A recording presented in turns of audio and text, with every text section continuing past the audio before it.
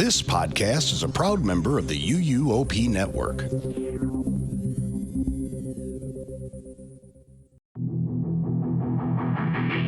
Two best friends talking about whatever, never making small talk or talking about the weather. It's stuff we know you like and want to remember, like classic tourist traps and buildings that look stupid. Theme parks is rides and water parks is slides. Gaudy decorations equals big dumb stuff. Themed restaurants, comic cons and haunts. Here's a list of other types of big dumb stuff. Mini golf, souvenirs, toys and games, fast food chains, dinner shows, Rainforest Cafe. Anything that makes you feel just like a kid is big dumb stuff. For he's a jolly good fellow. What's this? I don't know. It's a celebration. Oh, okay. Yeah. We're here. We're here. Finally. I don't know if you know this, if you've been keeping track. Me? The listener. Oh. But this is episode number 53. And do you know how many weeks there are in a year? 53. 52. Okay. That means that as of this episode, we are past the number of episodes per week, which means... Well, if you go back in time to a year ago this week, Yeah. the very first episode of Big Dumb Stuff Yeah. came out. August 14th. Yep. Of That's last our year, Big Dumb anniversary. 2025. And today, as you hear this, it is August 13th. Yes. And because the day of the Because month, of science. because of time and science and calendar, it's not the same exact day. But that's okay because this is the week. Yes. So we are calling this our Big Dumb anniversary. Big Dumb Anniversary. And what a episode. better place to celebrate than the one and only Rainforest Cafe. And guess what? Spoiler alert. 100% I can confirm already that Big Rainforest Cafe is a Big Dumb Stuff. Oh, yeah. We're not, yeah, we mentioned it before. There's never been a question. No. We're going to say it at the end, but We're still going to say it at the end, but I'm just telling you right now, this is the biggest, dumbest thing, I think. yeah, Rainforest Cafe is one of the reasons we started the show. It's, I think, the epitome of what a Big Dumb Stuff is. Mm-hmm. It's the ultimate Big Dumb Stuff. It's on our logo. Yeah, that volcano in our logo, that's Rainforest Cafe. Yeah, that's a nod to the Rainforest Cafe. Yeah. It's something we've talked about. It's a place we both love, and it is happening now. Yeah, it is happening now. This is it. We're here to talk about it. The party is here. The party is now. Because we're celebrating our year, our anniversary. Mm-hmm. And so go big. Yeah. That's what I say. Go big, and we're already home. Go wild. Oh, yes. A wild place to talk and laugh. Yeah. That's right. So today we're going to be talking about specifically the history The history. of the Rainforest Cafe. Absolutely. And we also went. We went last night Yes. to And so celebrate. we'll talk about our histories as well. Yeah, of course. And I think we should finish the episode by talking about our dinner Yeah, absolutely. and how it went. How it went, what happened, did we say anything fun? Yeah. Did anything fun happen? Were there any animatronics in the restaurant? Questions like this, like Yeah. open questions, you know? Yeah. And we'll find that out later. Was there a thunderstorm? I don't know. We don't know. We don't know. Yeah. It's the typical format. History, our experience. Usually we do Let's our experience first. Yeah. Yeah, usually it's our experience first, then the history of the thing, and then what we did. Yes. But before that, Of course, before that. it would not be Big Dumb Stuff without two things. An Yeah, email. you and me. Oh. Oh, sorry. An email and then making fun of Inside the Magic. So let's do an email. Yeah. This one says, it is from Frank, Okay. who has messaged or emailed us before. Yes, Frank with a C, right? Yep. Of course. A big dumb question. Okay. Hi, Kyle, Kenneth, girlfriend, friends, former bosses, past guests, future guests, dog, and listeners of the show. Wow, that's everyone. That's everybody. Not animatronics. No animatronics. They're not here with us, though. No. They were here last night. This is fan of the show, Frank of Long Island, Yes. with a big dumb random question for you. Okay. Since you asked for random questions. We did. Yeah. Any question is a question we'll answer. Yep. Are you fans of the biggest but certainly not dumbest, horror icon Stephen King. Oh. And are you familiar with his Dark Tower saga? If so, is this the biggest, dumbest multiverse of them all? Invite me on the show and let's discuss. Well, Frank, I am a fan of Stephen King. I would not say that I am. No? I'm familiar with some of his works, but I've never intentionally gone and like to say, hey, let's do some Stephen King deep dive. I've read the like generic, the ones you should read. The basic ones, yeah. And not even the big one. I haven't read it. Oh, okay. Have you read it? I've not read a single Stephen King book in my life. You never read it? Never, no. Never any of them. But we've watched the movies. Yeah, I've seen plenty of movie adaptations of Stephen King. Yeah. We've seen it. You've seen it? The Shining. Yes, I've seen it. The Shining. I've seen Dr. Death. Dr. Sleep. Dr. Sleep. Seen Carrie. Isn't Shawshank Redemption? Yep. Stephen King. Mm-hmm. Carrie. The Green Mile is him too, right? I don't remember. I don't think I've seen The Green Mile. Pet Sematary. I've not seen that. The Stand. Nope. Stand By Me. Haven't seen that. I've seen some of them. Yeah. I would not say I'm a Stephen King fan. I'm familiar. I've dabbled, but I'm not. Yeah. I know Mom of the Show is a big Stephen King fan. Okay. And Caitlin's a big Stephen King fan. Caitlin's a big Stephen King fan. She might be here later. Yeah. Maybe, we don't know. And there's at work. I like to listen to audiobooks, and there was times when I had a lot of time to listen. Yeah. So we would pick audiobooks, and she would read the book, and I would listen to it at work. And when we did that, we did Carrie and The Shining. It's like a little book club. Like a little book club exclusively to only 2 people. Yeah. Well, I mean, anybody could do it if we wanted to, but yeah, it was a fun thing we did. Sure. And then we'd watch the movies. Yeah, and then I usually would watch the movies with you guys. Right. And Carrie was one where there was a couple that they did, so we watched all of them just to see which made the most. Which was like closest to the book, yeah. Same with The Shining. Like they did a TV show that was more like the book. Right. Because the book is very different. Yeah, and Stephen King doesn't like the movie. Right. Yeah. But I really like the movie. Yeah, it's a good movie. But yeah, I'm a fan. And the Dark Tower saga or whatever, right? The Dark Tower, I have not read any of them. I don't know. I do know that it's like that all the characters kind of combine into it. Okay. I would be into it. Mm-hmm. Is it the biggest, dumbest multiverse out there? I don't know if I can say because I don't know. I don't know it at all. But I have a feeling. I think that Marvel is like up there. Yeah, I mean, I guess so. Oh, I don't know the that Timmy Power Hour. Jimmy Power Hour. The That's So Sweet Life of Hannah Montana. Yes, that's a big dumb multiverse like crossover. Which one's? What's like the weirdest multiverse? It's weird that like. What about E.T. and Star Wars? No, that's not weird. It's weird-ish. Yeah, but it's not like a bunch of stuff. I think that one's fun because in Star Wars we see E.T.'s species in the Senate, right? Yeah. And then in E.T. we see Yoda and Star Wars toys. Mm-hmm. So E.T. takes place in a world where Star Wars is a movie, but also where his people exist in that movie. Yeah, this is the second time we're talking about this within a month. Not this exact thing. But I just realized just the fact that E.T. is in Star Wars, or his people, his race. His people. And so that then tells us that the Star Wars films exist in the world of Star Wars.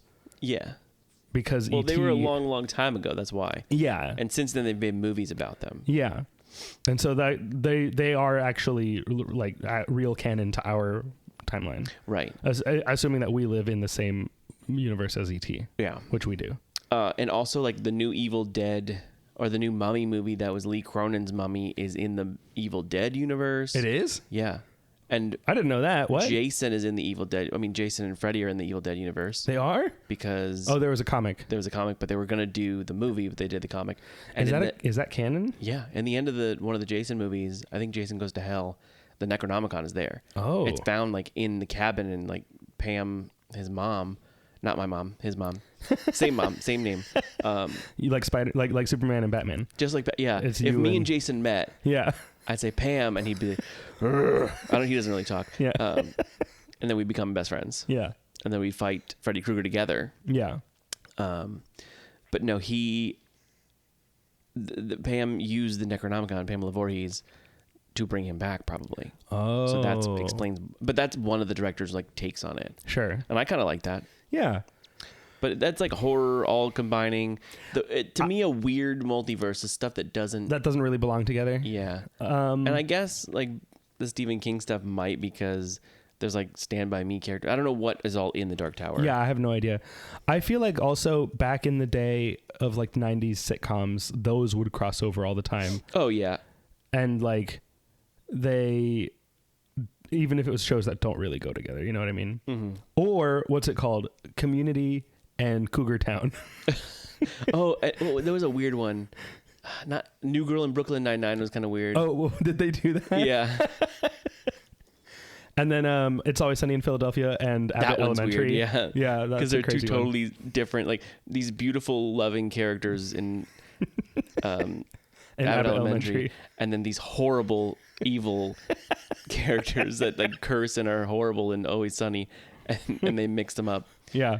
But it was fun. I really liked it. I have not ever seen Abbott Elementary or I've seen like 2 episodes of Always Sunny. So I didn't, that crossover, I liked it in theory, but I had no reason to watch it because it would mean nothing to me. Yeah. So is it the weirdest one? I don't want to say yes. Yeah, I think there's a lot of possibilities here. But I don't want to say no. We just don't know enough about it to answer this. Yeah.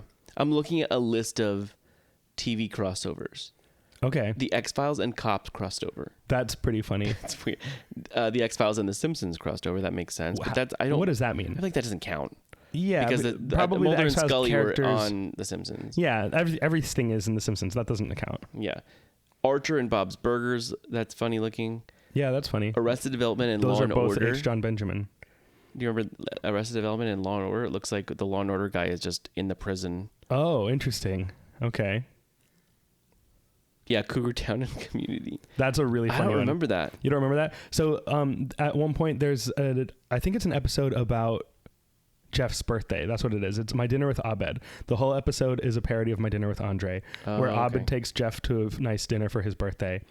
And at that dinner, he explains that he was obsessed with the show Cougar Town, and he actually went and was an extra on Cougar Town. Oh. And then on an episode of Cougar Town, a real episode, Danny Pudi is in the background looking at the camera as an extra in a scene. Like Abed's character. Yeah. Like the guy that plays Abed. Yeah. And like he didn't do in that what he described that he did in the Community episode, but it still is good enough that it's people are like, look, that's Abed. Like he actually was there. Yeah. He was telling the truth. Another funny one I just found, the I Love Lucy and the Adventures of Superman crossover. Oh, interesting. So does that mean that Lucy is a DC character? Yeah. You know what? All kind of stuff like this. Like, I feel like Gilligan's Island like did crossovers with stuff, and like the Brady Bunch and old Batman and stuff like that. You know. Oh yeah. Scooby Doo has crossed over with everything in the world. The Harlem Globetrotters and Weird Al. Yeah. Batman. Every superhero. So I think there are. I want to say there are weirder multiverses out there. To me, it think feels like there are, but not weirder, we don't bigger know.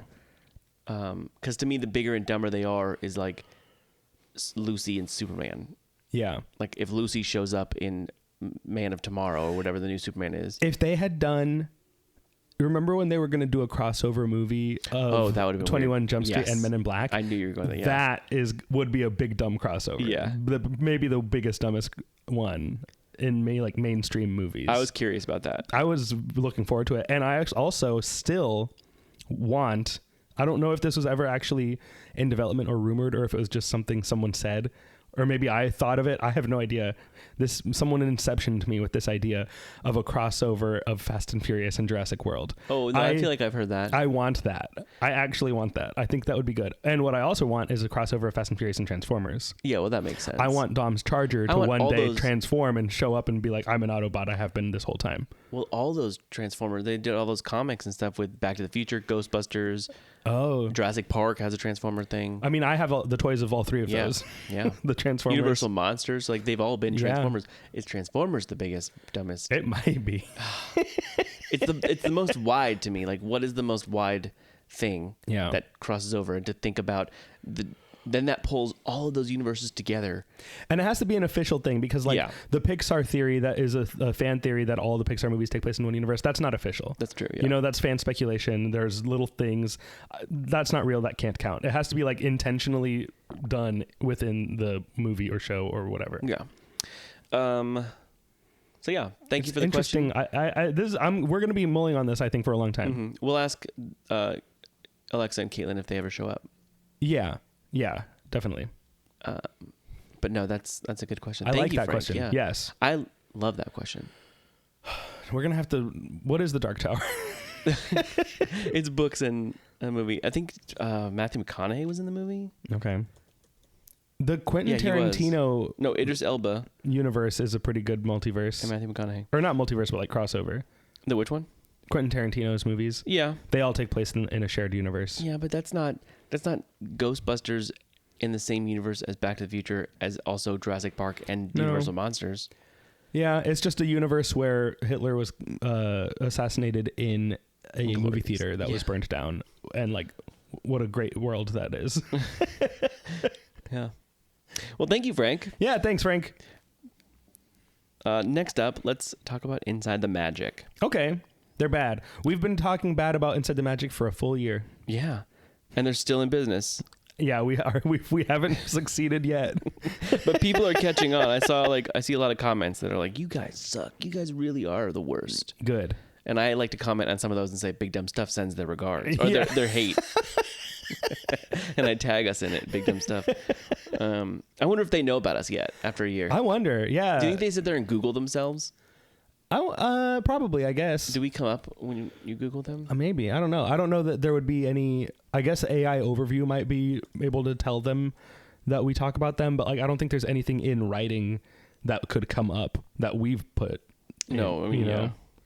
I guess if Spotify does like automatic transcripts, then they would know. They could search that. Yeah, nothing really comes up if you Google. You'd have to like know the words. Yeah. Okay. Honestly, if someone did tell them, I wouldn't mind. I wouldn't be upset or mad or embarrassed. If someday out in the world someone came up to us and like, "Hey, I'm from Inside the Magic. I know who you are." And we'd be like, "Okay, do a better job. Your website used to be good." I wouldn't be embarrassed or afraid, you know? Yeah. Unless they show up with like a baseball bat or something. Yeah, that's what I was gonna say. Like a little gun. Yeah. Oh, like we get sopranoed. Yeah. I've never seen it. I don't know. All right. This headline reads: Disney pulls the Muppets edition from Hollywood studios with immediate effect. The Muppets edition? Mm-hmm. What the heck does that even mean? And the picture is of the entrance of the ride with people in front of it. Of the Rock and Roller Coaster? Yep. Disney pulls the Muppets edition? Mm-hmm. Or edition with an A or Audition, an E? audition. With an A. Yeah. Like the Not opposite of subtract. edition, not like limited edition. Oh, okay. No, Muppets audition. edition. Not audition. Yeah, A DD. U No. No. A space DISH space IN. Yes. A dish in. Yes. It's the dishwasher. Yeah, edition in the restaurant. Okay, wait. So Disney pulls Muppets edition without notice? From Hollywood studios with immediate effect. With immediate effect. The last time we talked about a Muppet thing, it was like a pin or a popcorn bucket or something, right? Yeah, probably. So this is probably that. Something like that. Like, hey, this popcorn bucket is not available anymore. So within the last few days, Uh-huh. at Food by Swedish Chef, Oh, yes. they've added one or two new drinks that might have already been there. Okay. But a souvenir beaker Mm-hmm. that had the logo of the ride with like Dr. Teeth on the car and everything. Yeah. And you could get them there, and they within a few hours. And they said while supplies last, Okay. and supplies did not last a full day, Sure. and so it sold out. and now it's gone. And that was a limited time. Like it'll never be back. I don't know why. That should just be always there. Yeah. But all these new things they keep doing are like, oh, we're going to only make 50 of them. And if they run out, whatever. I don't understand how that's a good business model. I don't either. Like you would definitely make more money if you continued to sell them forever. Yeah, I want one. And now I feel like it's coming back. Because it's also like, it's not even like, oh, they all sold out, we made more money. Like, it doesn't matter how quickly they sell out, you're going to make the same amount of money. Yeah. You know, like, there's no reason for it to be sold out in one day. If that's a limited time thing, I'm mad because I do want that and I never even knew it existed. Yeah, apparently, so it's a Muppet Lab inspired cup. Yeah. And it was with the pink lemonade and pond water limeade. Does it look like the Monocaine beaker? Yeah. See, the Muppet Lab one, I do support the branding on it. I don't understand why. But it's not Muppet Labs. It says Rock and Roller Coaster. Whatever. It's fine. I wish it said Muppet Labs on it. Yeah, if it said Muppet Labs on it, like, that's perfect. Because they used to do... It's the same beaker as back in the day when the Phineas and Ferb thing was happening at Epcot. Uh-huh. They had, like, Dr. Doofenshmirtz's drink in America, and it came in the same beaker with his face on it. Okay. And, like, that makes sense. Yeah. I don't like the Monocaine with like the Dr. Jack Griffin branding on it. Yeah, we talked about this the other day off mic. Mike in life. In real life, yeah. I don't think he would market and brand his serum and sell it. Like I think the fact that you can get that is outside of his storyline. I think he could. I don't think it's in his character. It doesn't make sense to me. Yeah, I guess because it's like his own thing. Yeah. Why would he want other people to be invisible? Yeah. So maybe he got a really sweet deal. Maybe. Which might be. Yeah. Coca-Cola bought him out. He's a sellout. Yeah. And I don't like that idea either. That Coca-Cola is there. that he sold out. That he compromised his principles for money. Yeah. But by 5:30 p.m. on the day that they came out, the cups were all gone. Okay. And then cast members reporting that they may be gone for good. So. But they don't know. They don't. They said that about Lightning McQueen 7 times, and he came back 7 times. And I still didn't get him. Yeah. But yeah, that's Inside the Magic. Another bad one. Yeah. A nice short one. Mm-hmm. We spent a long time on the email. Yeah. And this is probably going to be long because it's one of our favorite There's places. a lot to talk about. And honestly, we're not even going to talk about everything there is with Rainforest Cafe. No. There's so much. There's so much that we'll just do the history today. Right. Yeah. This is just going to be, we're talking about how did this company and restaurant come to be? Yeah. How did it get here? Yeah. So let's talk about our own personal experience with the Rainforest Cafe. You want to go first? Sure. I guess so. So I grew up here in Orlando, of course. I guess not of course, but I did. If listeners of the show know that, I think. And I remember, when I was in kindergarten, either kindergarten or first grade, for some reason, my class went on a field trip to eat at Rainforest Cafe at then Downtown Disney, which I think was a new place. Like Downtown Disney? Yeah. I don't know what year Downton Disney. I mean, that's what we used to call it. Yeah, we did, like Downton Abbey. I don't know what year Downton Disney opened at Walt Disney World. But I feel like it was a 90s addition to Walt Disney World. I think it was always something else. No, Downtown Disney originally opened in 1975. In Walt Disney World? But as Lake Buena Vista Shopping Village. Because I remember there was the West Village and village shops and stuff like that. But now they still have names like that though, like the West Side and they the do. Marketplace. In 1977, it was this is too much Disney. Yeah, we're not talking about 1997. It rebranded as Downtown Disney. Okay, so that tracks. If I was 7 or 8. I guess I would have been a little bit older. I feel like it was kindergarten. It might not have been Downtown Disney then. Because in 1989, it was renamed with the opening of Pleasure Island. Yeah. There was Pleasure Island and then Disney Village Marketplace. So it probably was the Disney Village Marketplace still at this point. I think it was. Okay. But we went to Rainforest Cafe, my class. I don't know why. I don't know what educational function this served. But we went, we ate. I remember seeing the Atlas. I remember seeing the animals in there. I remember the thunderstorm being scary. And I remember taking home with me a souvenir of a like tree frog, like rubber squeezy toy that when you squeezed it, his tongue would unroll. Ooh, yeah. Like a party, like.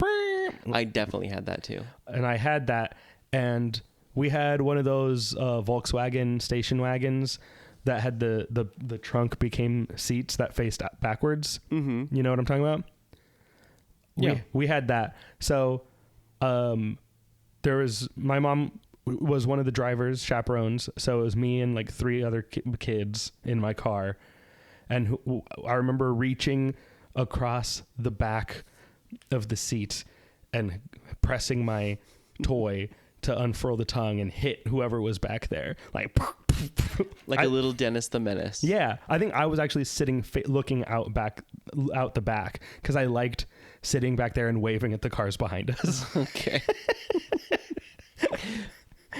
So I was hitting whoever was in the back seat while I was sitting in the trunk facing backwards. Okay. And I mean, I know that's my first time going. This is not a place that I frequented very much.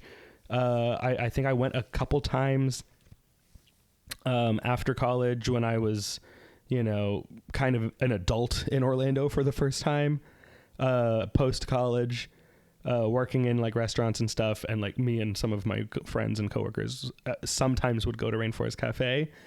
And I think this is one of the moments when I realized like, you can just go and like do whatever at any time. You don't have to wait for a special occasion to go to Rainforest Cafe. We can just say, hey, do we want to go to Rainforest Cafe? Yeah, let's go. Mm-hmm. And I was like, it's not even a birthday. It's not even a special occasion. It's just a day. And we're here at Rainforest Cafe. Wow. Yeah. This is what it's like to be a grown-up. That's how we live our lives now. Yeah, it is. That's what we said yesterday at dinner. We're just here. We were celebrating. We were celebrating our anniversary. Yeah. Our show anniversary. So yeah, I think I've probably eaten at Rainforest Cafe, including yesterday, total in my life, 5 times. Okay. Not too many. Maybe 4. Very few. But still walking by it and looking at it brings... I enjoy the existence of Rainforest Cafe so much without ever going in there. And when we talk about our experience last night, we'll get into a little bit more of the reasons why that may be. Mm-hmm. But just conceptually, the presence of Rainforest Cafe, I remember a few years ago, 2021, 2022, something like that, whenever My Chemical Romance went on their first comeback tour, they played in Sunrise, Florida, mm-hmm. at the hockey stadium or whatever, hockey arena. And I drove from Orlando all the way down there, and then we got there early before the venue opened. And so everyone who had come from out of town to come to this concert all just went across the street to the Sawgrass Mills Mall, the biggest mall I've ever been in. I didn't know malls were that big other than like the Mall of America. Mm-hmm. And I just got lost. Like I was talking to my friend John Lane, my co-host on Dream Jerks, and I knew he was going to, and he was like, yeah, we're at Sawgrass Mills. I was like, oh, me too. Where are you? And he said, I'm in the food court. And I was like walking around the food court and I'm like looking, and I'm like, I don't see you. What restaurant are you in front of? And he was like, oh, I'm in front of the Chick-fil-A. And I'm looking around. I'm like, there isn't a Chick-fil-A in this food court. And he was like, oh, and he like starts listing all the things he's seeing. I'm like, I don't see a single one of those. It's because this mall has like multiple food courts. Yeah. I was like, that's not allowed. This isn't fair. But we were walking. It's a big mall. We're walking around, and I see in between like a Big Lots, like some stores that usually are not inside a mall. They're like outside on a strip mall, mm-hmm. but they exist inside. Like here. Target is one of them there. Yeah, it's insane. We're walking around and I'm looking, and all of a sudden in the middle of this line of regular stores and restaurants is a Rainforest Cafe. And I was like, what the heck? This is just here in a normal mall? The Rainforest Cafe? I didn't know that could happen. I thought this was only at theme park places. I thought this was only at Disney. And like, I walked up. I was like with my friend Connor. People may know him from podcasting, and he does YouTube stuff. And I was like, do you want to eat at this Rainforest Cafe? while we wait to see My Chemical Romance. And he was like, yeah, I guess. And like we went and checked out the wait, and it was like 2 hours. Oh man. And we're like, okay, no, we can't do that. So we didn't eat there. But just seeing this big stupid animal place in the middle. Oh, it is time. It's been 30 minutes. It's been 30 minutes. This is the classic 30-minute thunderstorm that takes place. It's like we're in a rainforest. Wow. Whoa. Wow. All the animals are going crazy right now. Okay. It's over. Okay. Yeah. I was stressed for a second there. Good. I hope that happens every 30 minutes. I don't know. It might. Yeah, anyway, I was walking around this mall and I saw the Rainforest Cafe and I was just like, this does not make sense in this setting. Why would this be here? What is this? Who is going to the mall to eat here? Like, it's crazy. It makes perfect sense. It makes so much sense at Disney that it doesn't even seem weird. It's just like, oh, we're at Disney. This is cool. But then like seeing it outside that context in just like next to a Target, I'm just like, why? What is this? Why does this exist? So that's my personal history with the Rainforest Cafe. All right. So for me, Rainforest Cafe was always a place that me and my sister wanted to go. Yeah. That we all wanted to go. Not all of us. In the world, anybody would want to go, obviously. Of course, anyone should want to go there. And on a Disney trip, well, first of all, convincing my dad to go to Disney was like not easy. Yeah. He does not like Disney. He does not, especially in the summertime. And we would go a lot though, but he just didn't like it. Yeah. Yeah, my dad doesn't like the parks either. Being outside and especially in the heat. During me and my sister's birthdays are in July for her, and me is August coming this month. Yeah. We would always do it like like a joint birthday in between those months, like end of July. Yeah. And celebrate both our birthdays and go to Blizzard Beach. Okay. And then just not the parks, like always Blizzard Beach, and just hang out at the pool. Yeah. At our hotel. And you go from the hotel pool to the Blizzard pool, and then back to the hotel pool, and then get ready for dinner, and hopefully it's Rainforest Cafe. Yeah. One can only hope. Yeah, and it was like that. That a lot of the times was not really hard to convince him to go there, but there's always times where we were driving down. I'm like, all right, we're driving down. First of all, we have to convince him to go to Downtown Disney. Because we want to go there. We want to get that taste of Disney as soon as we get there. Yeah. We're not going to the park until tomorrow. That's so far away. Got to go to Downtown Disney. Yeah, I understand that. And then if we're there, let's try to convince him to go to Rainforest Cafe. So it was the double whammy of like, will we be able to do both? Probably not. Yeah. And there was time. And what if you were able to convince him to go to Rainforest Cafe, but not to Downtown Disney? He's like, I'll go there, but not that one. We'd pull around the other side parking lot where there used to be a parking lot, and he'd close our eyes and we'd run in. Yeah. and only look at that. And it's always like the beginning or end of the trip where we're like, okay, we're leaving, we're on our way out. Like, do you think we'd be able to go to Downtown Disney? And if we do, can we convince him to go to Rainforest Cafe? Yeah. And when I got older, I was like, there's no convincing him to go to Rainforest Cafe. Let's entice him with his favorite, what's the riverboat one? Oh, Paddlefish. It's called Paddlefish now, but it used to be called Fulton's. Yes. So I was like, oh, are you hungry for like some nice seafood? Mm-hmm. My dad's like, oh, what are you getting at? Like served in a riverboat? Wouldn't that be? Yeah.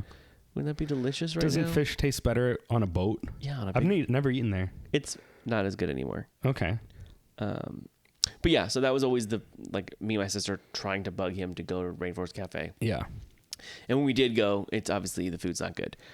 But we're not, and my dad would always say, we're not going there. The food's not good. Yeah. But we're not there for the food. I mean, we're not there for the food. But as children, we weren't there for the food. Yeah, children don't care how good the food is. Yeah. There's chicken nuggets shaped like dinosaurs. I don't care what this is. Yeah. Yeah, a kid's menu is going to be pretty much the same anywhere you go. So it is kind of more important, what does the room look like? Yeah. Yeah. Does the room look like the inside of a boat? Yeah, this is okay. Yeah. But the animals and rainforest. Like, there's gonna be macaroni and cheese anywhere we go. So let's. But pick we were one. never like needing to eat that. Sure. We liked food. Yeah. But no, yeah, there's a place for kids to eat. This is for kids. You think Rainforest Cafe is for kids? Oh, I think it was aimed at kids for sure. Okay. I'm not disputing that. I had never thought about I think it. kids in mind most of the yeah. Okay. But I guess maybe. so yeah, there's that, and then my other story with Rainforest. So it was always just a fun thing to try to convince him to go. Yeah. And it never usually ended up happening. But one time on our birthday trip, we went to Blizzard Beach. And if we ever do Blizzard Beach, I'll tell this story again then because it's a pivotal part of my life. Okay. I was the whole ride there. I'm like, I'm going to ride the big giant slide. Like Summit Plummet? Yep. Okay. Yeah. I said, I'm going to ride that. And everybody's like, no, you're not. I'm like, yeah, I am. And I was not like as wimpy as I was a few years ago. Okay. I didn't like certain things. And I eventually got scared of them, obviously. Yeah. But now I'm a big boy. Yeah.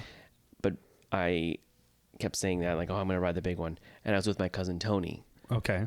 From Texas. Mm-hmm. And I've met him. You met him. We pulled into the parking lot, and I see it. Yeah. I'm like, oh, boy, that is big. That's up there. That is way up there. At the time, I believe it was the tallest water slide in the world. Wow. I think. I could be wrong. My cousin was like, look at that. You're going to do that today? I was like, yep. And Tony's a little bit older than you, right? Oh, yeah. Like, how old were you, the two of you, at this point, do you think? I was probably 11 or 12. Okay. Maybe 10. So he must have been like 17. No. No? He's not probably like 20. Okay. Yeah. I don't know. He's older than me. Oh, yeah. So then we get there. Towards the end of the day, I start making the journey up the mountain. Mount Gusher. Mount Gushmore. And we get to the middle where you have to pick between, you're about to go down the little one, which is Slush and Gusher. Yes. And It does kind of like little bumps down. Or Summit Plummet, which is the big one. Yeah, straight down. And I was like, oh, I don't know what to do. I don't really want to go. This is really high as it is. And Tony was like, well, if you keep going higher, the only way down is the big slide. Yeah. So I was like, I'm not doing it. I'm going to do this little one. So I did that one. You did the Slush and Gusher. Yeah, I did this. I had the same experience the first time I went to Disney. Yeah. Down at Blizzard Beach. And it terrified me. That probably is where I got my fear of drops. Okay. I didn't like how loose I felt. Yeah, it is crazy. Or just you flying through that slide. There's nothing holding you down or in or anything. Yeah, and they're like, cross your arms and legs. I'm like, you don't mean flail them around? No, I'm going to flail them around. Like a fish. Why? Because I didn't know I had nothing to grab onto. That's what my favorite thing to do. Is, You grab onto yourself. Yeah, but I didn't want to. Why not? Because I'm not stable. I'm flying down the mountain too. Huh? I'm also, there's no like. This is your thought at the time. Yes. Right? You understand now why you have to do that? But I still do, like, if I'm doing a slide like that, I think I would let go. Okay. Unless I have that's more dangerous. I know, and I'm a danger to myself.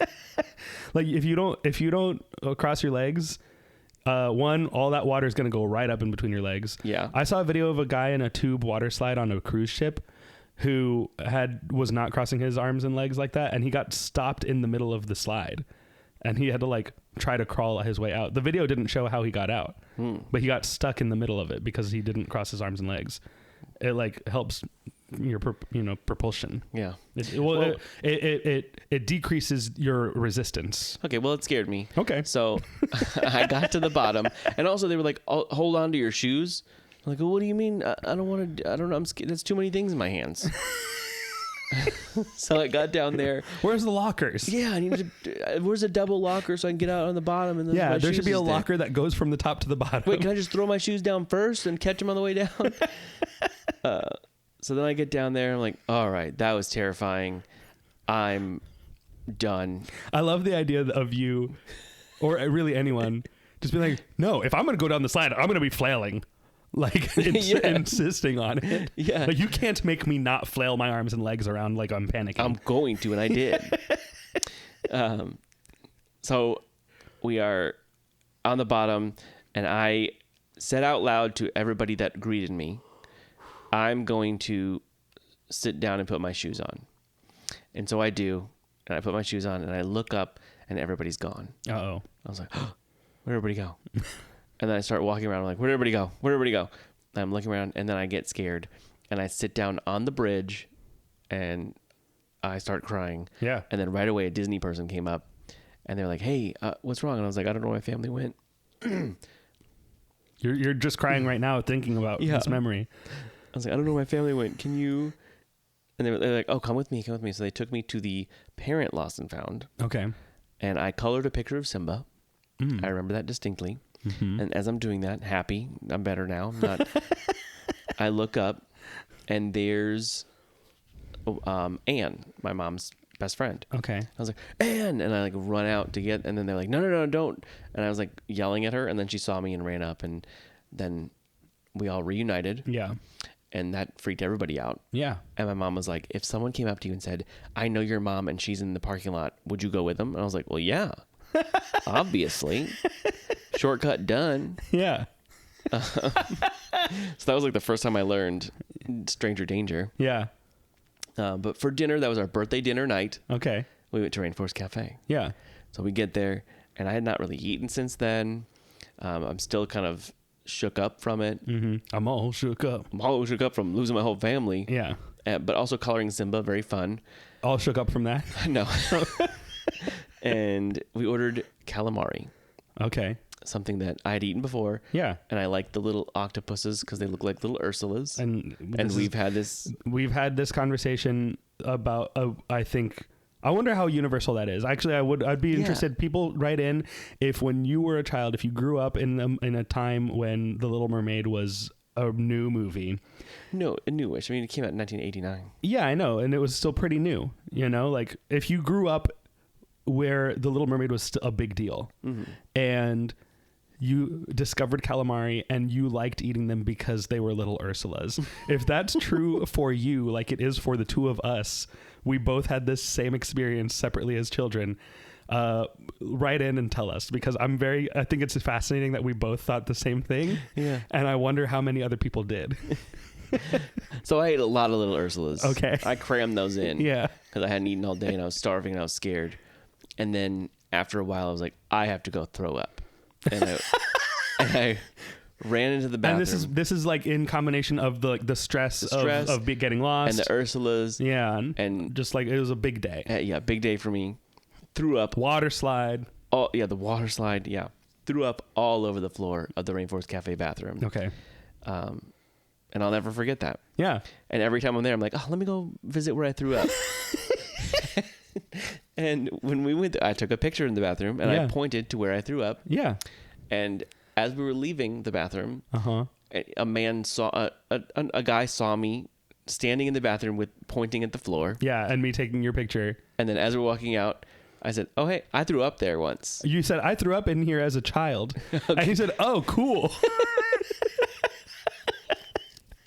And that's that story. So yeah, Rainforest Cafe will always have a special place in my heart. Yeah. And every time they're like, oh, we're going to redo it. We're going to, like, they redid it in Disney Springs and I was scared, but they did a very good job. And it's always on my mind that what if it closes? Yeah. And there are two things in this world. Well, there were three things, but they closed Dinosaur and I'll never forgive them. Yeah. But now there are two things. So if Rainforest Cafe ever closes, I don't know what I'd do. Yeah. Just knowing that it's there as I'm sleeping helps me sleep sound. I'm sleeping, and about 30 minutes away, 45 minutes away, there's an animatronic rainforest. Mm-hmm. Sleeping as well, hopefully. So, yeah. That and Monster Mansion now. Oh yeah. From Six Flags over Georgia. Yeah. If they ever close that, it has become my new Rainforest Cafe. Where it's got the same vibes. They need, like how Disney turns rides into bars and restaurants, Six Flags needs to make a Monster Mansion restaurant. Yeah, a Monster Mansion speakeasy. Yeah. A Monster Mansion little bar that only has 20 seats. Yeah, and you have to get a reservation weeks in advance. And you can always, because it's at Six Flags, walk-ins are always available. Well, even though it's only 20 seats inside. I don't think so, because if they only seat 20 people, then there's only one person probably working it. Yeah, that's true. There's one person bringing you in and making your drinks and food. one person works every job. Yeah. It's Six You're Flags. right. That is how Six Flags would So it do would it. still be a 3-month waiting period. Yeah, that's true. So yeah, that's my rainforest story. Yeah. And I again, we talked about it a little bit when we talked about the Carousel of Progress, but the Rainforest Cafe is another piece of the story of how this show came to be, because again, walking around or just going out and doing stuff in touristy places like we like to do, and we always have done this kind of stuff. Every now and then you would just be like, oh, like, why isn't there more stuff like this? Just like big dumb stuff. And I believe we were at Disney Springs and we were walking past the Rainforest Cafe and it erupted fire out of the roof. And you're like, God, like, look at this. Like, everything should be big dumb stuff like this. And it was that moment that you said that. And I'd heard you say it so many times, big dumb stuff. But when you said it that time, I was like, what if that's the name of our podcast? It's just called Big Dumb Stuff, because that's what we're going to be talking about. Yeah. And you were like, wait, yeah. And then what is it? And I was like, we just talk about the things we like to do. And then as we talked about this on the bridge as we're leaving. Yeah, we were walking across the bridge towards the Lego store and just talking about like, what would it be? What could it be? And I was, for a long time, I was like, guessing what are Inside the Magic headlines about, that has to be on it, like all these things that was like, we have to, I think this is finally, we've cracked it, that name. And it was because we were looking at the Rainforest Cafe. And that is why we were doing it for our anniversary. doing it for anniversary, and that is why it is on our logo. That is why the volcano is there. Yes. And it will always be special to us. Because to me, whenever we're telling someone like, oh yeah, we have a podcast, it's called Big Dumb Stuff, and if they ask what is that, the easiest way I know to make someone understand what is big dumb stuff, we're like, it's like Rainforest Cafe. You know, like that's a big dumb stuff. Yeah. And Mini usually golf, Rainforest people Cafe. immediately are like, oh, okay, yes, I know what you're talking about. I know the kind of thing you are talking about. Like that is the prime example. Yes. And I think since now we know our history with Rainforest Cafe, Yeah. the Big Dumb Stuff's history with Rainforest Cafe, Yeah. I think let's know the history of the Rainforest Cafe. Of course. It's time. It is time. The time has come. Let's take us back to biblical times. Okay. 1990s. Oh, okay. The early I thought you were going 1990s. to say on the first day God created the sky, I think, right? And on day 7, he said, let's make all these things I just created animatronics. Well, I think on day either 5 or 6, he created all the land animals. Mm-hmm. And so then skip to 1994. Okay, 1994, and then go on. Okay, well. So first, God created all the land animals. Yeah. Then 1994. Yes. In the early 1990s, themed restaurants were on the rise. Uh-huh. Planet Hollywood and Hard Rock Cafe were already open. Planet Hollywood used to be dumber.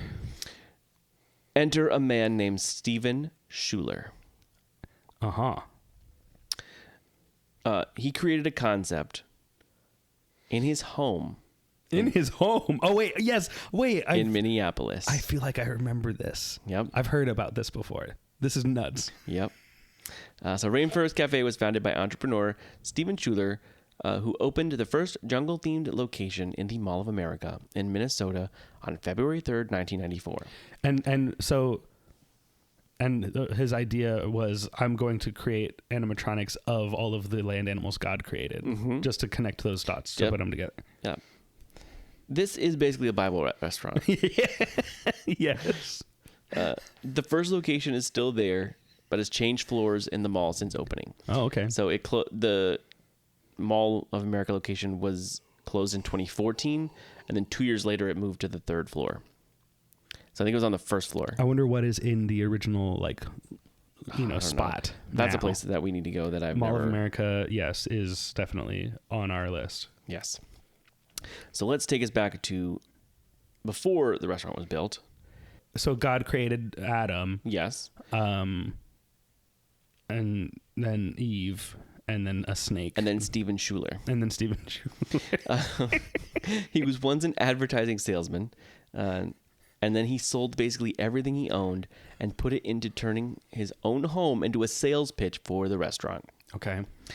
He created a 35-foot artificial waterfall, fake custom rocks, animatronic crocodiles that would bob their heads, and speakers that pumped in the roaring sounds of tropical thunderstorms. How did he create this? What does that mean? He just went to programmed all these this- robots? Yeah. There wasn't Spirit Halloween yet. There's no Spirit Halloween. There's no Five Nights at Freddy's big $500 Spirit animatronic. Today Yeah. I heard a friend at work say that the Freddy Fazbear animatronic costs $100 per night at Freddy's. I laughed so That's hard. really good. I do really like him. He's very cool. Yeah. I have nowhere to put him, and I don't have $500. Yeah. So he used 3,700 extension cords to power the 20 different sound systems, lights, and fog pumps just for this prototype. Wow. Could you imagine going to Home Depot? How many Home Depots would you have to go to in 1990? Probably 2 or 3, because it's not open yet. The dedication to an idea to be like, I can't just describe this. I need people to see it. And the only space I have is my home.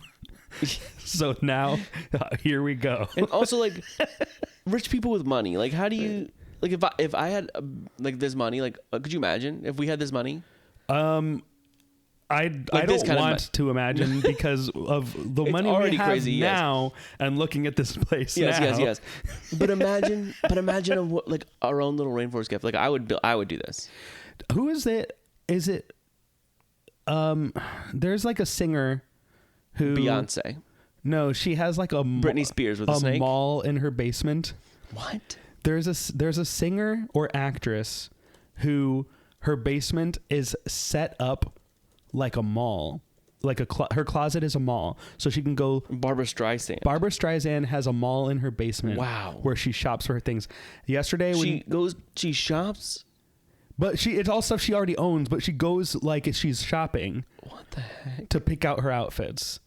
Yeah, she says inside the basement mall, there are storefronts featuring old-timey window displays designed to look like the 19th century style street. Yeah. There's the shops, which includes an antique shop, a doll shop called Bee's Doll Shop, an antique clothes store, and a store with historic costumes, and a gift shop.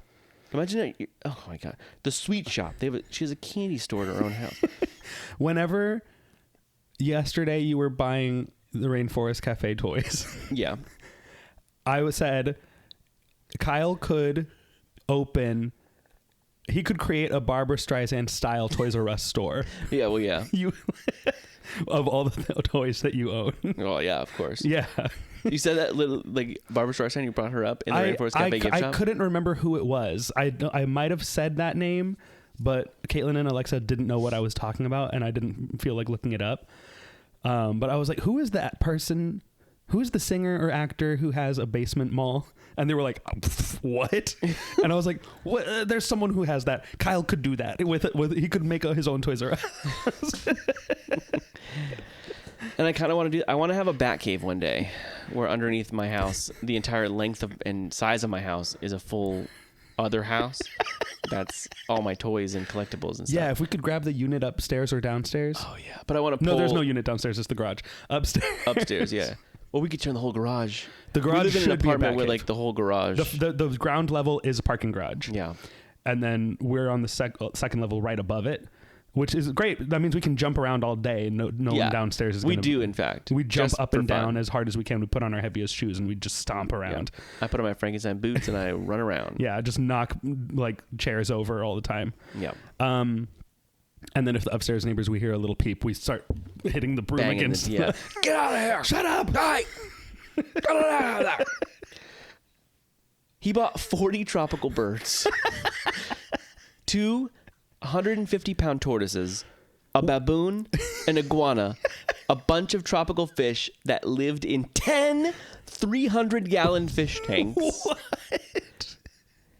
And then he installed... And then he installed a greenhouse laboratory on his roof, which housed a full bar and tables, but also butterflies that he bred to determine how long they would survive and whether they would fall in the food or not. That's the two craziest people in literary and history are Dr. Victor Frankenstein Yeah. and Steven Schuler. Yeah. And I think they're both geniuses. Yeah. We honor their work. I think I love the idea of doing this, building this in your home, inviting investors, and then they're like, okay, and what is it? Let's get the full experience. Like, or what's the food? And he's just like, I forgot about that. I'll microwave you a lean cuisine. It's Rasta. It's something that I call Rasta pasta. It's an awesome appetizer. Yes. He's like, that's the least important part of this restaurant. The food, who cares? No, it's not about the food. Look around you. There's 37,000 extension cords. There's 3,700 extension cords. Do you know how many gallons of water are in this place? 300 times 10. Do you need a sip of it? We don't have any. His neighbors thought he was either running a temple for devil worship or a bordello. What is a bordello? Like a strip club. Oh, okay. Like a fancy strip club. Like a okay. Like a sex house. Okay. I never knew that. There's a band I really like called Gogol Bordello, and I've never known what those words are. There's a Tales from the Crypt movie called Bordello of Blood. Okay. Yeah. The power company thought he was growing marijuana. The electric bill was $2,000 in October of 1994, and this sparked the electric company to call the Drug Enforcement Agency to show up at his door. This is hilarious. Yeah. They show up expecting to find a drug lord criminal, and he opens the door and there's elephants behind him and gorillas. Could you imagine someone knocking on our door at the drug enforcement and they're like, hey, what are you doing here? We're like, oh, it's just my life-size Freddy Fazbear. It cost me 5 nights at Freddy's to get him $100 every night. There have been times where the complex sends someone to check the AC or something. Yeah. And I forget what this place looks like to the average person. Oh yeah. And I open the door and I'm just like, oh, hello. And they're like, whoa. I have a lot of collectibles everywhere, like nice. There's like glass cases of Star Wars helmets right next to the front door, and like a giant painting. Yeah, a character painting, like a Disney character. Yeah, a very ornate painting. And then when you walk down the hallway, there's an opening and there's arcade cabinets. A tiki bar, on like Facebook Marketplace, and the tiki bar there's just stuff that I've like collected over the years. Yeah, Frankenstein's monster, a life-size Frankenstein monster that I built myself. Yeah, that I sculpted and created myself. Yes. There was a time where, and then there's like Marvel posters and toys and stuff. Yeah. And there was a time where a man came to fix the dishwasher. Yeah, okay. And he walks in and he didn't really say anything. He just kind of looked around. And then as he's on the floor like a mechanic, he looks up at me and he says, are you work in animation? I was like, no. And he's like, oh, you have kids? I was like, no. He's like, oh, so you just like this stuff? And I was like, yeah. He goes, okay. He was like a little Russian guy. Yeah. But he thought this was all gifts, like production gifts from all the animated movies you worked on. You work in animation, yeah.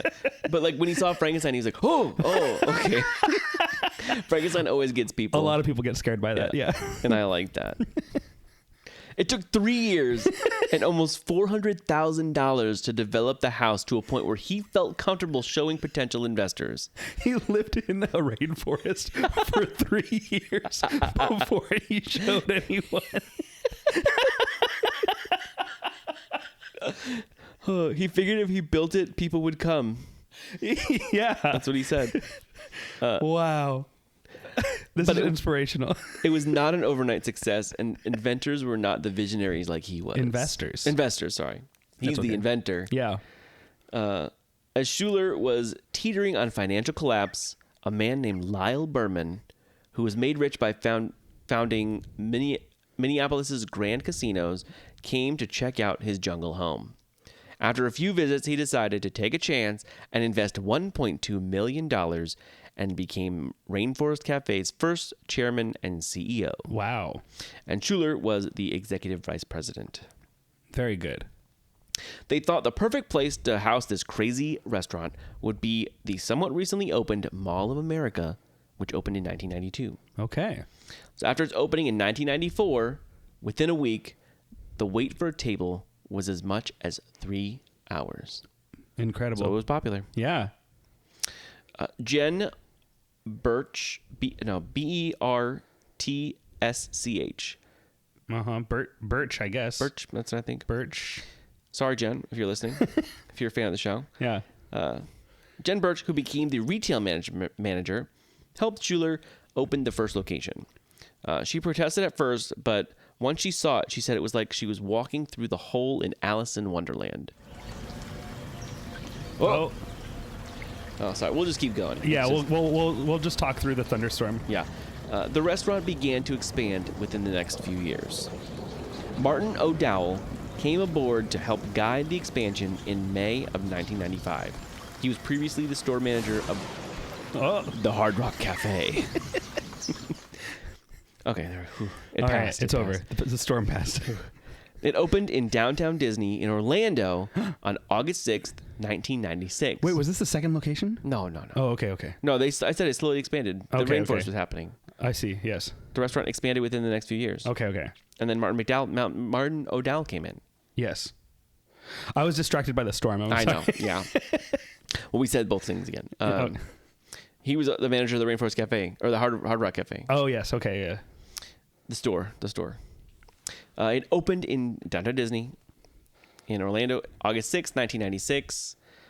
2 years later, on April 22nd, 1998, in Animal Kingdom, the same day that the park opened. Yeah, and have you ever been to that one? Yeah, I think it's bigger. I've never been to that one.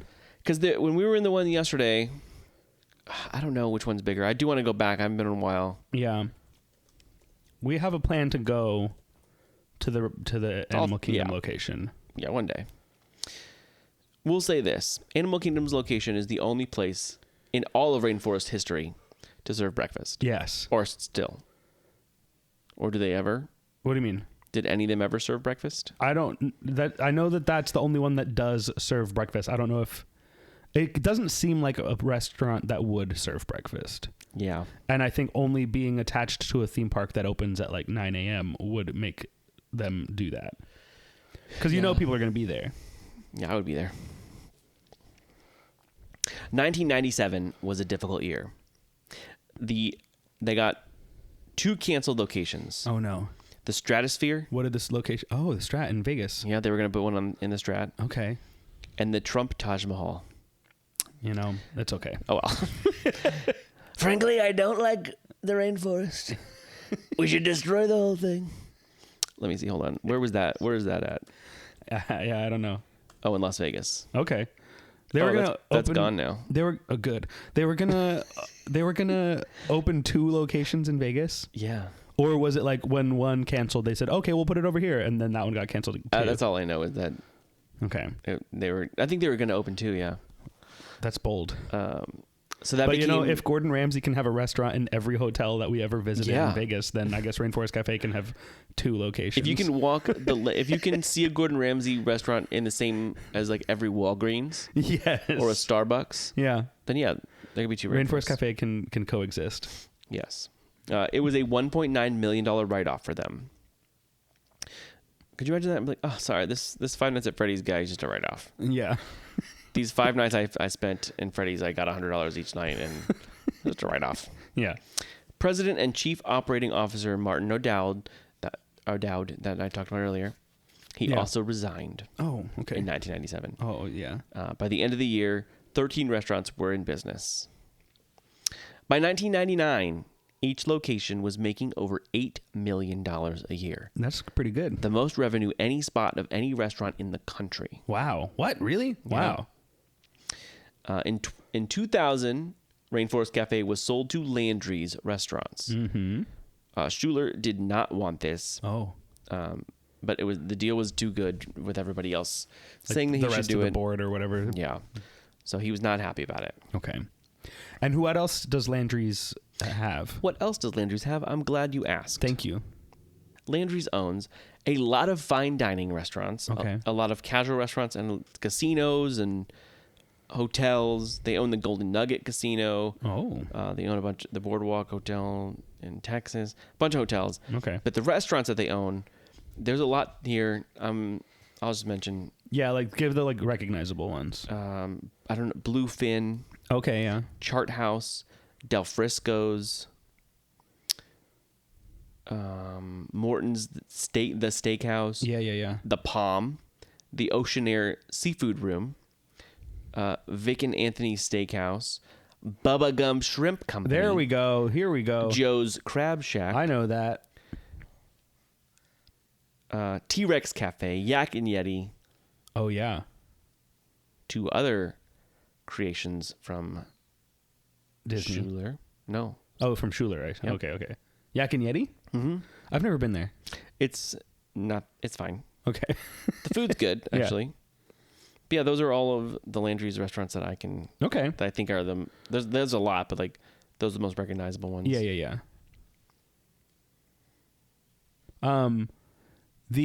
I kind of figured it was like whatever company owns like Olive Garden and the Red Lobster and all those, you know. Like, I thought that they did own stuff like that. that's what I was expecting to hear, stuff like that.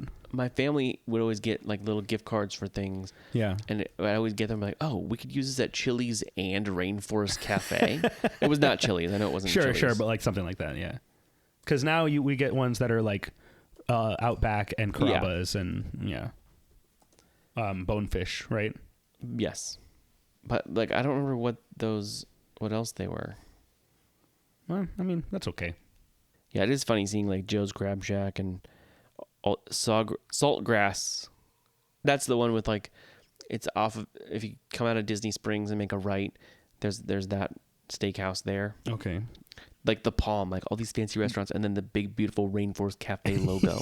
Yeah. After the Landry sale, things changed. The menu items, some of them changed. The decor, a little bit changed. But mostly, the live birds.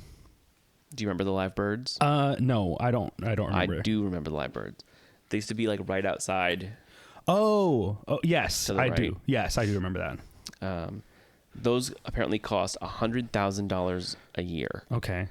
They were scrapped, and his original vision had been killed, in his opinion, along with the jobs of many of the animal care specialists and curators. Because that was another big thing, is he wanted a place for all these people to have new jobs. Yeah. They scrapped the live birds, and then for a very limited time, there was like small chicken tenders available on the menu. Mm-hmm. What does that mean? That they made the birds food. Oh, that's bad. Small chicken tenders and maybe a little butterfly. A little butterfly? Remember he was trying to make butterflies so they didn't fall in the food? What? Butterflies? Yeah, he was growing butterflies on his roof. Oh. Do you remember that?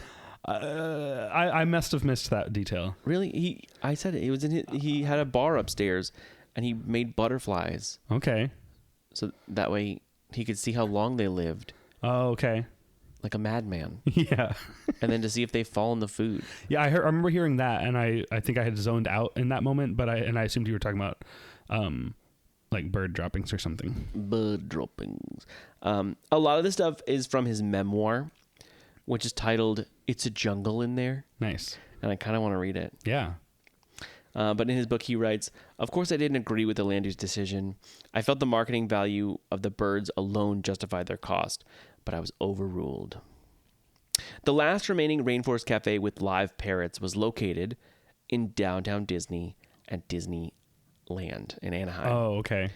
Thanks to a contractual requirement in place before the Landry sale. Nice. But since then, the downtown Disney location in Disneyland has closed, and it closed on June 19th, 2018. Mm-hmm. And I remember that was a huge Inside the Magic thing where they were like, Rainforest Cafe in Disney closing forever. Yeah. And I was like, you shut your mouth. You get that out of your... And we have been in the corpse of the old We've been in his corpse, previous Rainforest Cafe at Disneyland. It is now a Star Wars, not a launch bay, but a store. Galactic Trader outpost. Yeah, something. Galactic yeah. outpost, which is what we have, which didn't take up any Rainforest Cafe at all. No, we have both of them. Yeah. And that's nice. We used to have a Galactic Outpost right by the Rainforest Cafe. I know. Remember that one? Were those 2 Star Wars stores for no there reason? were. I didn't understand why that happened at Me all. neither, and now it's closed and it's just nothing. That's good. They They could put another Rainforest Cafe right there. I know for a fact, in terms of the actual parks, that Disneyland Resort is better than Walt Disney Resort. But do you think Downtown Disney, California, or Disney Springs is better? I think because we still have a Rainforest Cafe, that makes it better. That to Yeah. me is like nostalgia Disney theme park dumbness. Yeah, we've explored a little bit Downtown Disney in California. I like that it's still called Downtown Disney. I like that too.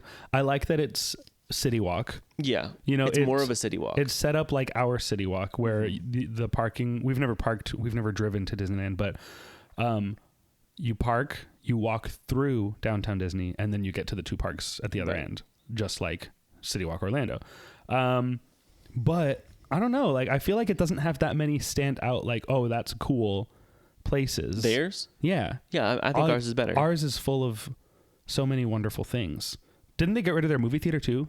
I think, yeah, they did. So ours is better. Yeah, ours is better. Yeah. Okay. Good. We settled it. Done. All right.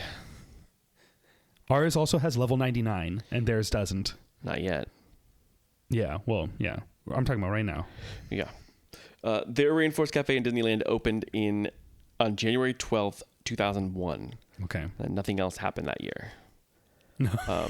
Rick Peters, the director of operations of San Francisco's 33,000 square foot Rainforest Cafe in 2000, told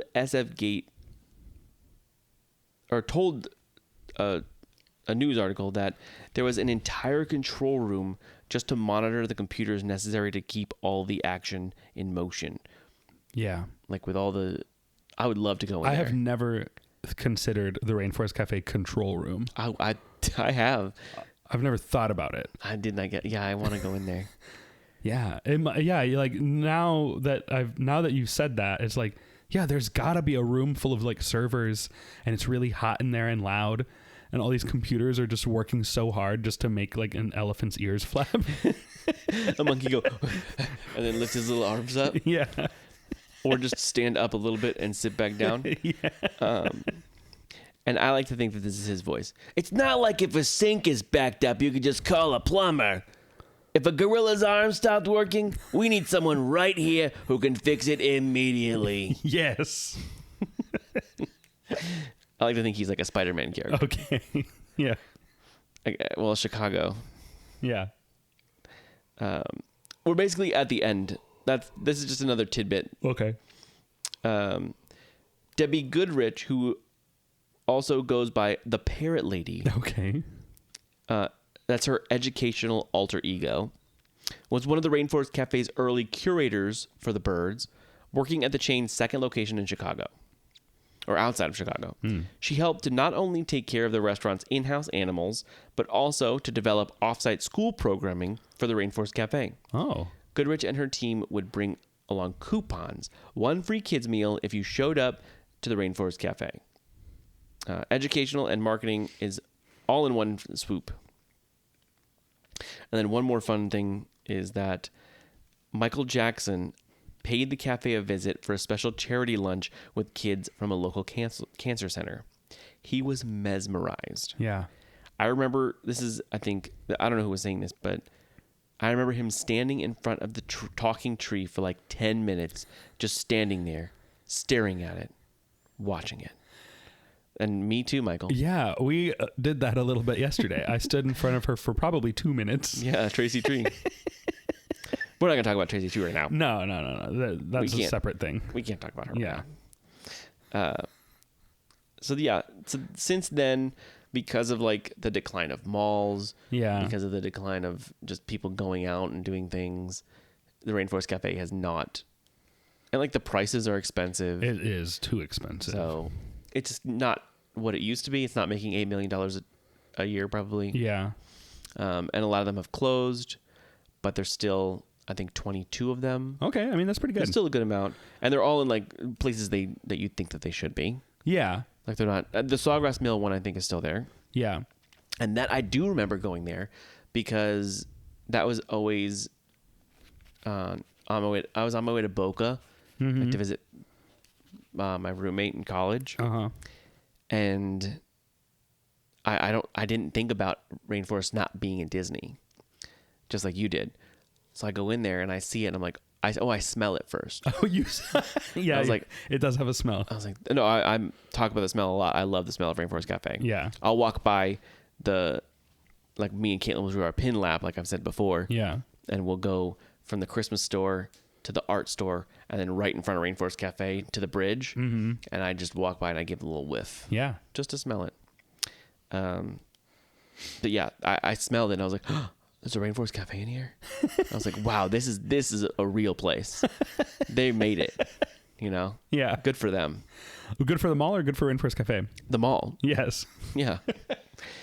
This mall can support a Rainforest Cafe. That's good. They did it. They did it.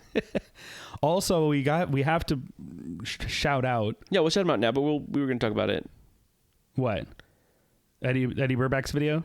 Oh, sure, yeah. I thought you meant our server, Safari Mike. No. That's for when we get into our experience. Yeah, but the I think Rainforest Cafe I think came into at least somewhat the consciousness a little bit more because a couple years ago, YouTuber Eddie Burback and another YouTuber who I don't remember his name, they went on a road trip around the country, around North America to visit every Rainforest Cafe location in North America and eat at every single one. Yeah. Very fun video. Actually, it's 2 videos because each of them made their own video and they're kind of like, you know, two parts of a whole thing. And then they did it again the next year with Margaritaville. And those are a lot of fun. So yeah, we, I think it's a place that has captured the imagination of the world. Yeah. And yesterday, as we were walking around and I was looking at, like, we were walking past all these different tables and you just saw so many like people, just like 2 people having a regular dinner. And I'm like, it just is like, we go because we love being in a dumb place. But it seemed like there were people there dressed really nice on dates. And it's like, and this is where you came? Like, this isn't a food restaurant, you know? Like, you came here for the food? You just came here for dinner, not to look at monkeys? Not to just look at monkeys. Hold on 1 second. I have to order. Oh, okay. Some of the locations, there are 22 still open. And there's also some international locations. There's some in France, Japan, Canada, the United Arab Emirates, and Malta. Okay. Since the time that they've been open, 35 of them have closed. Oof. So there's only 22 left. And I think that includes the international ones. Yeah, there were, yeah, maybe. There were 57 of them. Imagine. There's 16 now in the United States. Okay. 22 total in the world. Yeah. Wow, and we have 2 of them. Yeah. In town. 5 feet apart. Yeah. The creators of the animatronics is a company called Russell's Creative LLC, which is formerly known as UC Fab International LLC. Okay. And they're based in Apopka, Florida. Wow. That's a place I could go work. I go there every week for Pangolin. You do, and you didn't even know you were right next to the creators of the Rainforest Cafe animatronics. We have rehearsals usually the night after we record these. So as we're recording tomorrow, I might try to talk the band into, should we go try to find where the animatronic Rainforest Cafe we could find animals come from and go visit them? I think it would be worth it. Yeah. So do you want to know the different roles inside the cafe? Yes. So the safari guides are the waiters and the waitresses. Okay. The tour guides Uh-huh. are the hosts and the hostesses. The pathfinders are the retail sales associates. Interesting. The navigators are the bartenders. Okay. And the safari assistants are the bussers. Safari assistants, safari guides, and tour guides make sense. Mm-hmm. The other ones, I don't understand. I think it's fun that they all have a different name. That is fun. I was like, oh yeah, I work at the Rainforest Cafe. Well, what do you do? I'm a navigator. And what what is that? I'm a bartender. Why are you called a navigator? Because we are. Yeah, because it's part of it. Yeah. I love hearing, like, if you stand out there and they're like, Johnson, Safari of 4. Oh yeah. Like, I love hearing that. Yeah. And I love the big elephant host stand. Yes. We took a picture with it. Yeah, love it. I want everyone listening to know, when you see the picture of us at the host stand elephant, that the two tour guides Yep. that were working the host stand are ducked down and hiding behind the elephant while we take our Let picture. us know when you're done. Yeah. Yeah. That's true. Yeah. Do you have any favorite things about the Rainforest Cafe? Like the things specifically in there? I love the big Atlas statue. Yes. I don't and know it says, why. Save the rainforest on his Okay. globe. I like him. I've always really enjoyed that. With the like huge like waterfall behind There's a waterfall, and like the lighting features on, like the lighting package of it is just like, wow, spectacular. And we're talking specifically about beautiful. ours because I know that they're all a little bit different. Yeah, I've never been to another one. So I've been to only, we should have, when we were in Vegas, we should have gone in that one, but we didn't. We didn't, because also we were trying to see things that are only in Yeah. Vegas. You know, things But I that would we have don't liked have to look home. at it. Or at the very least, things that are not here. Right. You know, like we went to Whataburger, which If it was is now here. Yeah. Right? No, well, We wouldn't have eaten there. I would have just wanted to look inside. yeah, that's fair. That's true. We should have Sit gone on the to little see it. stools that look like animal legs. It's right next to the Margaritaville. Yeah. Yeah, they're right next to each other. What a match made in heaven. Yeah. Right now, like here in town, if we want to go to Rainforest Cafe or Margaritaville, like we have to choose which theme Choose park your city resort walk. are we going to go to. At Vegas, they're just right next to each other. You can just go to both of them and go sit outside. Favorite things I like, so Atlas. I really enjoy the gorilla that we were sitting next to. Yeah. And it's not in the restaurant, it's in the store, but it is one of my favorite things, and it's that snake. Oh, I love the snake. Yeah, with his little tongue. The snake, it moves a little bit. Its tongue goes in and out. I love the tongue. Mm-hmm. And it's not there anymore, but I also really loved the blacklight cave. Yeah. That used to be in the store. But that's part of the store. We'll talk about that another day. Yeah, but I'm just going favorite things. Those are two of them. Yeah, the blacklight cave where they had the t-shirts. Glow in the dark, like UV reactive magnets and t-shirts and whatever. Yeah, I remember the alligator in the water. Outside? Yes. Yeah. He used to be submerged in the water to the right. Okay. And he scared me. Okay. When I was little, I didn't like thinking that he was in the water. I also do like that. Yeah, I love him. That's true. But I'm afraid of him. Okay. Especially when he was in the water. Like, I have submechanophobia a little bit. Yeah. I think I do a lot of it, actually. But I don't like to think about it. But I like the thought of it, but then I don't like it. Yeah. Because you don't like the alligators living in DeLand No, either. I look at them and I'm like, ugh. I don't like that. I love them. No, I like that they're there and I'm happy about it. Yeah, but of course. just thinking about falling into that water and being in that water with them. I don't like that. Doesn't bother me one I bit. had dreams growing up of me being in the Jaws ride. Yeah. Where the boats aren't there and it's just me going around, and I'm more afraid. Not that it's a shark, but it's a big mechanical thing that could like piston bite me. Like its pistons and mechanicalness could get me. Yeah. And that this fear has stemmed from, I believe, not Crash Bandicoot. Banjo-Kazooie. Banjo-Kazooie, when in one of the levels you had to swim down into this big mechanical shark's mouth. And I remember being in that big open water and then seeing him and thinking, oh, I don't like that. Yeah. And that's stemmed a lot of these. And I don't know if I've talked about being trapped inside of animatronic Ursula on the show. I think you may have. Where I don't like that. Yeah. And thinking that her little arm pistons are inside there like psst, like an alien movie, like pushing into me and trying to squish me to death. And same with the Spectral Magic version of her. Okay. Those are my fears. Okay, interesting. There's a couple common phobias that I have the opposite. Like, I'm not claustrophobic. I think I have. You like Santa Claus? I have claustrophilia. Like, I love being in a small enclosed dark space. With Santa Claus? I'm ignoring that.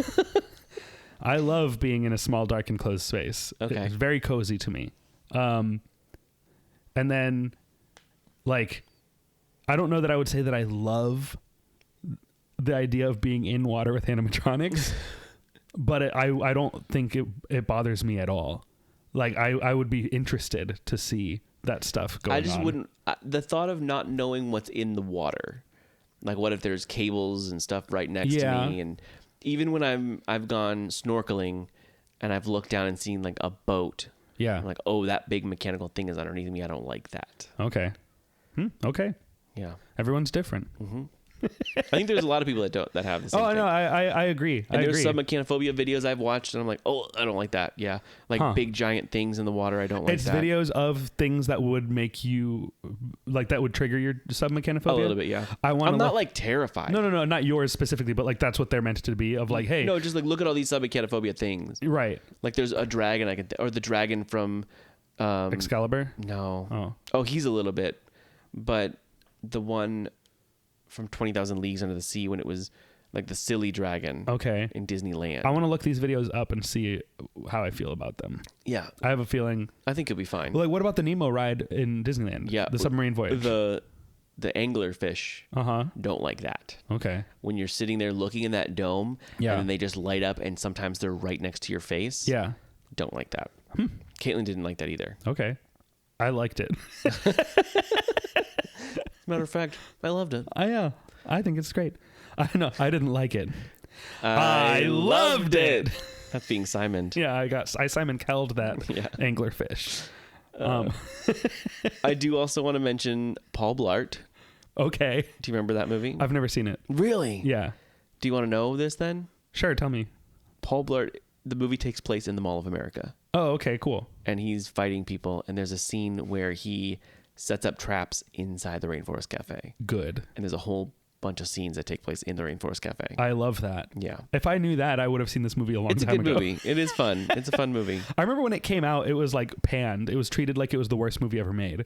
And I remember just being like, it's probably just like a whatever dumb fun movie. Yeah, it's a fun, like, silly who cares? movie. And they made two of them for Obviously, some reason. they're not trying to make The Godfather here. Like, it's just supposed to be fun. Yeah, people need to relax. Yeah.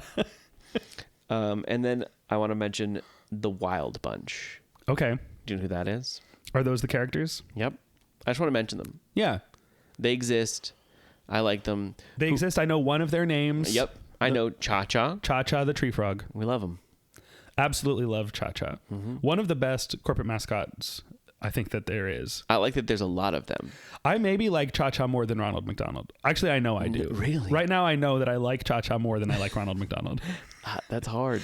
Do you like Cha-Cha more than Grimace? I don't know about that. That's hard. Oh, I don't know. Yeah. Do I like really Cha-Cha more than the Burger King when he's live action and creepy? I really like that. You really like the Burger King? I love the Burger King. I think the Burger King is so funny. Oh. Oh. Uh-oh. Another rainforest. It's time for the thunderstorm once again. I said another rainforest, but... Yeah, we've been in the rainforest the whole time. Yeah. But now it's the thunderstorm again. Also love the thunderstorms. Love yes. I've noticed that... Were you scared of that as a kid? Not really. I think it a little bit scared me. A little bit. Yeah. Because they were longer back then. They were at least... So I timed it. Okay. It was about every 30 minutes. Yeah. Because I've seen where it's like 17 minutes and whatever. Yeah. But it seemed about every 30 minutes. And it was only 10 seconds long. Really? The whole thing, yeah. Okay. So back in the day, I remember like it started off slow like ours just did. Yeah. And then it got really big and then all the animals freaked out. Yes. And then it would simmer down. Yeah. And it doesn't really do that anymore. Just kind of like they do whatever and then 10 seconds is done. It's only 10 seconds. Yeah. I think our thunderstorm here is longer. No, I don't think it was. I think it's 14 seconds. Really? I think so. Yeah, it was only 10 seconds. I can actually look right now. Yeah. Other things that I like before we move on from that, I forgot. I really like the back wall of ours has like waterfalls. Oh, yeah. For some reason against glass. They're like window waterfalls. They're windows. And we looked in one of them. There was just a computer. And is that the control room? I feel like it has. I think that's like manager. Like I feel like that's managers' offices. Yeah, I guess. But yeah, we don't have... I'd love to go visit the other ones to see how different they are. Like I know one of them has a big Olmec looking face on the wall. Like in a temple. Oh yeah. Because ours is set in a volcano, whereas like some of the other ones are. The one in Disney Springs was set in a temple. Or downtown Yeah, Disney. it Downtown looked. Disney. Yes, it looks.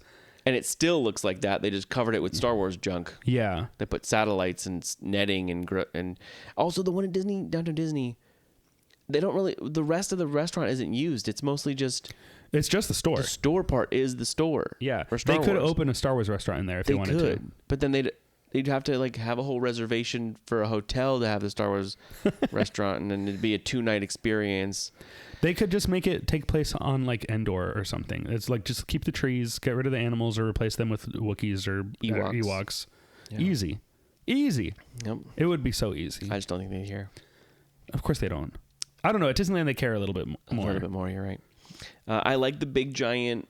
I can't find how the information on this file on my phone does not tell me how long it is. Fine. It tells me how many megabytes it is. It's 42 megabytes in case anyone was interested. Well, thank you. You're welcome.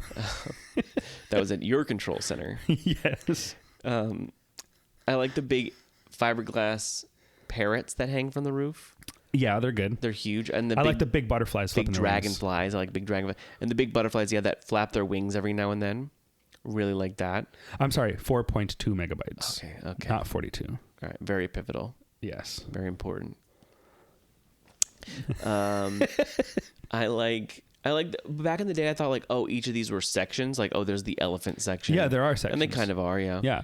I bet that like the servers sections are divided by animals. You think so? Yeah, like our But gorilla server was like the whole middle. Yeah, the then gorilla the big lemurs. gorilla might be divided into like 2 or 3 sections, Yeah, but 'cause- elephants, they're like, "Oh, I have elephant tonight." You know? Like Yeah, I'm how are going you to have a good night. Elephant is a good Oh, section. an elephant, yeah. Yeah. There also was really rainy. It was really good when we ate there. Should we talk about that more when we're eating there? Yeah. I mean, I feel like I'm ready to get into it. We're going to. Okay. Yeah. But I'm just trying to think of before I forget like the things that I really like. Yeah. I mean, if we remember things while we're talking, That's true. It's That's fine. true. You can just say, "Oh, I love that." No, we're going to say it. We know we are. We might as well just get into it. Yeah. I already said the smell. Love the smell. Smell. Yeah, of course. Threw up in the bathroom. I already said that. I love that it's a volcano and that it erupts Oh, let's fire. talk about that. Yeah. Do you remember what it used to look like No. before they renovated it? No. I Oh. didn't realize that it changed. That was in late 2023. Wow, what the heck? Yeah. So I don't think it blew fire before. I feel like it did. I don't think it did. That did not. No, it always did. I'm very sure it always blew I think fire. it blew smoke. Okay. I don't think it blew fire like it did. I feel like the first time I saw it recently, it didn't seem special to me. I was like, yep, there it is, doing that thing it always does. Maybe I got so accustomed to like the Gringotts dragon that I was like, yeah, the fire's coming out of buildings all over this town. And not enough of them, if you ask me. I think that because it used to look like a square build, like it was more square than the volcano is now. I think you're wrong. No, I'm not wrong. I know I'm not wrong because It I was remember them always saying a they were volcano. It was always a volcano, but I think it. I looked up a picture earlier and I was like, oh yeah, that's what it used to look like. Kind of dumb. Like, what do you mean? Dumb in a good way or a bad way? It looked like this, like. I don't even know how to describe that for the listener. It looked rectangular and then thinner on the top. Okay. More rock-like than volcano-like. Okay. Here it is. All right. I'll put this picture in our thing. I don't think it blew fire. Well, I think it did. Well, I don't And know. what are you going to do about it? I don't really know what I'm going to do about it because I can't find if it did or not. I know it blew. I think it blew smoke. Okay. I remember fire being a big deal. I remember it not being a big deal. Oh my gosh. I don't know what we're going to do. Let me see. Hold on. Let me.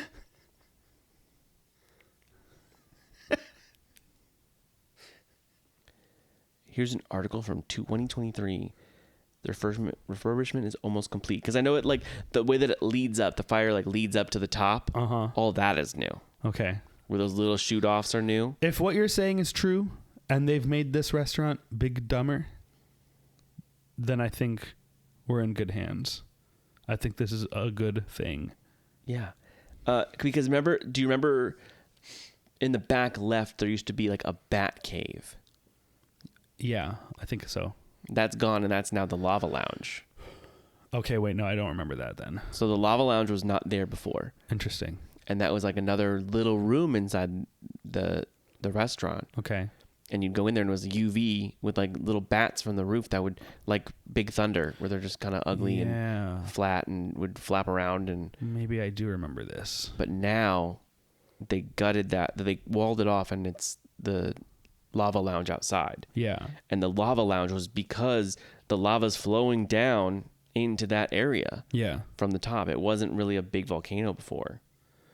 So they like made it was. better. It was a rocked volcano. Like, look at the picture I sent you. Where did you send it? To your phone. In a text message? Yeah. Okay. I see what you're saying. Yeah. And it didn't have fire at the top? Okay, here we go. It's not 2023. It's 2013. Oh. When they redid the whole thing. That's why... that would have been when I was saying that I like went in after college, because I graduated college in 2013. So that means I already saw it this way. Yes. So when I saw the fire, it seemed normal to me.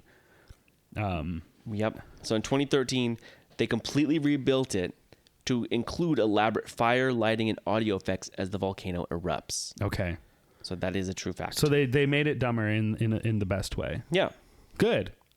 They made the inside a little bit less dumb, and they made the outside a little bit less dumb. A lot more dumb. Yeah. And that's good.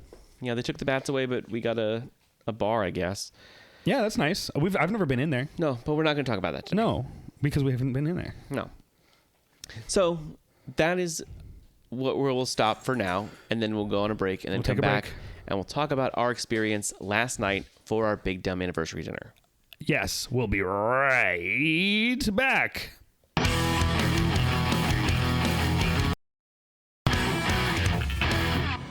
Hey, what's up? We're back. All right, we are back, and I think we're not alone this time. There's all the gorillas. All the elephants. The big butterflies. Lemurs. The huge dragonflies.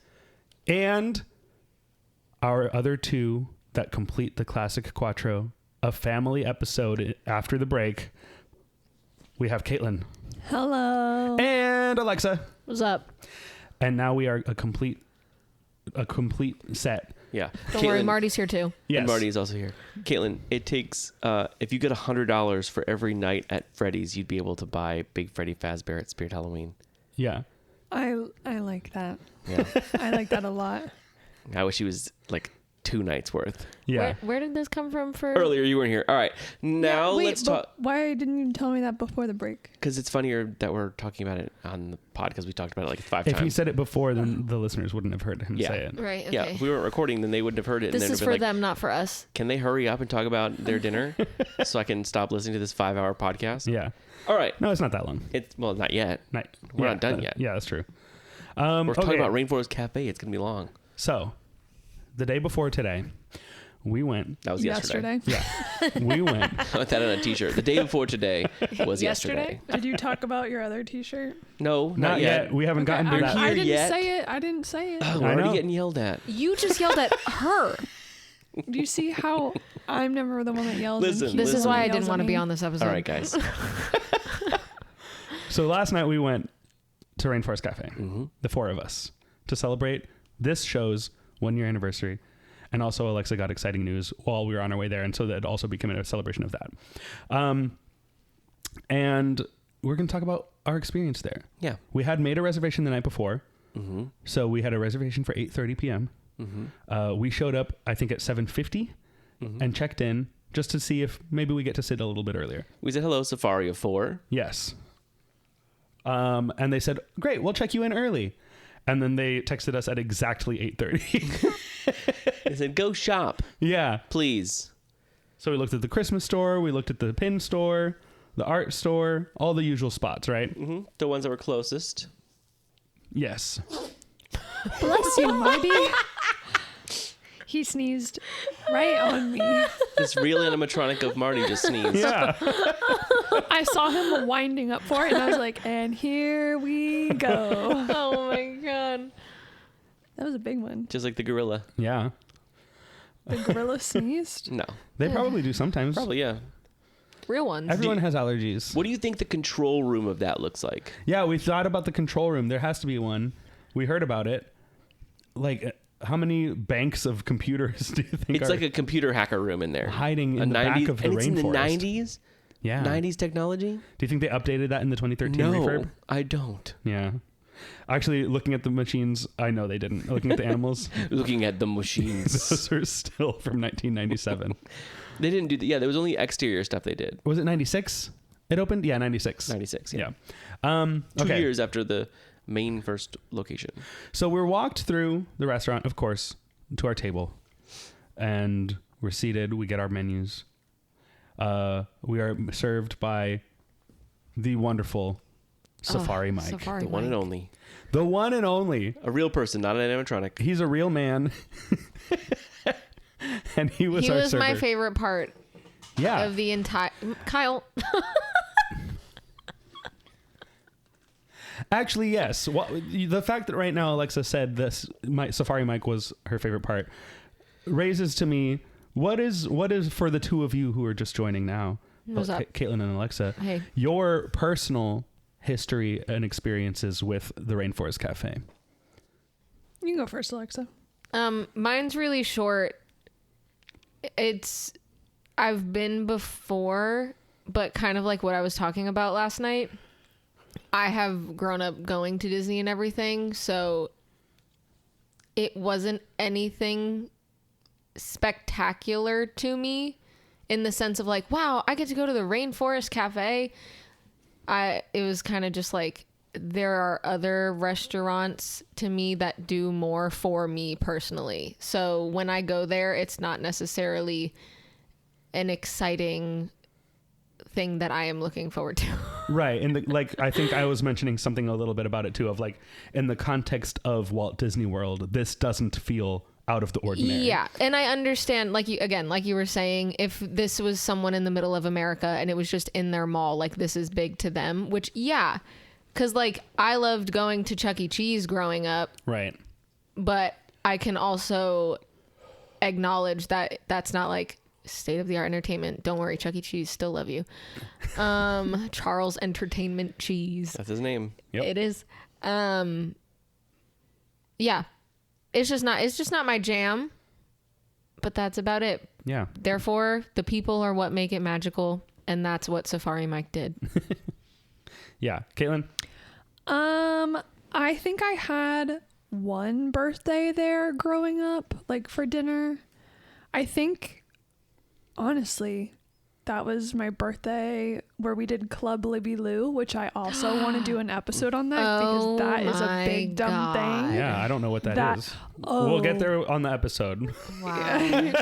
Yeah. You guys Please should do email that in. every birthday. Email in if you also went to Club Libby Lou. I never did, but I heard the tales and I wanted to. Oh, I have pictures. Huh. It's so good. Okay, anyways, I think we went to dinner there for my birthday after we went to Club Libby Lou. But it was more of like a special treat place that we would go to because it was expensive back when I was a kid. So, I mean, I didn't change. It has stayed yeah, it's consistent. expensive now. It's expensive now.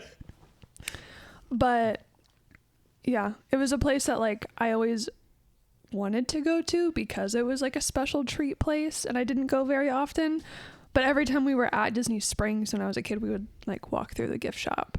And then in elementary school, I think, during one of my school, I went to a private school in elementary school, and over the summer we had a summer camp, and that was like one of the summer camp things we did. We went for lunch. And I swear there used to be, in the gift shop, there was, I tried to look for it yesterday when we were there. There's like two little almost hidden doors that end up connecting. There's like a back little hallway area, and it used to be like black lights. I mentioned it. You did, yeah. It was behind Tracy Tree. Yeah. Yeah. Okay, good. So I'm not crazy. Yesterday when we were there, I like clocked that used to be the cave right there. Okay, good. I'm not crazy. So Yeah. the story, I'm not crazy. Yes. Because I vividly remember going and picking up this little box, and then I opened it, and it was Cha-Cha. That's his name, right? Mm-hmm. Yes, the frog. It was Cha-Cha, but he was, I don't know what they're exactly called, but it's like glass, and then there's like the 3D thing that's in the glass. Oh yeah, those things. Yeah, yeah. But it was Oh, yeah, Cha-Cha. yeah. And I really, really liked it for some reason. And I was like, shoot, I don't have like extra money. Did you steal it? No, no, I was. The statute I of thought that's- limitations I is thought- up, I think. If you were in elementary school. No. I thought that's where this was leading to. I didn't have enough money. I wanted My it. thought was like, oh, I don't live that far away. I'll just tell my parents to come back to Disney Springs Oh, and yeah. let me buy it, but I have to hide it so that way no one else buys it. So I went in that cave and like hid it underneath some of the vines. Ah. Oh, it's And still there then- to this day. Well, that doesn't exist anymore. The cave is still back there. Yeah. It's Yeah. not part I of think the it's store. It's a extra stock stock room, room. yeah. Yeah. So The all that is entrances are gone. covered with like jungle printed curtains. Yeah. Mm-hmm. So I think I remember going back, and I didn't go back for like years and years and years. And then when I went back, the cave was gone. It was already gone. So I was like, oh, dang. But I had remembered that I had done that. Sealed off by these curtains. Yeah. And then yesterday I tried to look for it. I was like, I wonder if they still have those. And they don't. Those glass 3D picture things, like, I don't know. I don't know came the and last they time I went. saw one. Yeah, that was a fad. That was like a late 2000. I'm going to try to Google a picture of it and see if I can find one. Yeah. Did they make them on site there? Like, could you get anybody done or just Cha-Cha? It was just Cha-Cha in like a little box. Yeah, because I feel like usually those things were like, oh, get a 3D, engraving of yourself or your grandpa in Yeah. this glass And thing. here's an example. It's Cha-Cha. Yeah. Your beloved, your loved ones, Yeah. your dog, They're not your wrong. baby, Cha-Cha, the tree frog. Yeah, I agree. I see nothing wrong. Yes. Okay, so yes, we arrive yesterday. We sit at our table. Safari Mike, a legend, and honestly, I think I came in hot on Safari Mike. Not I came. We're okay. little weirdos.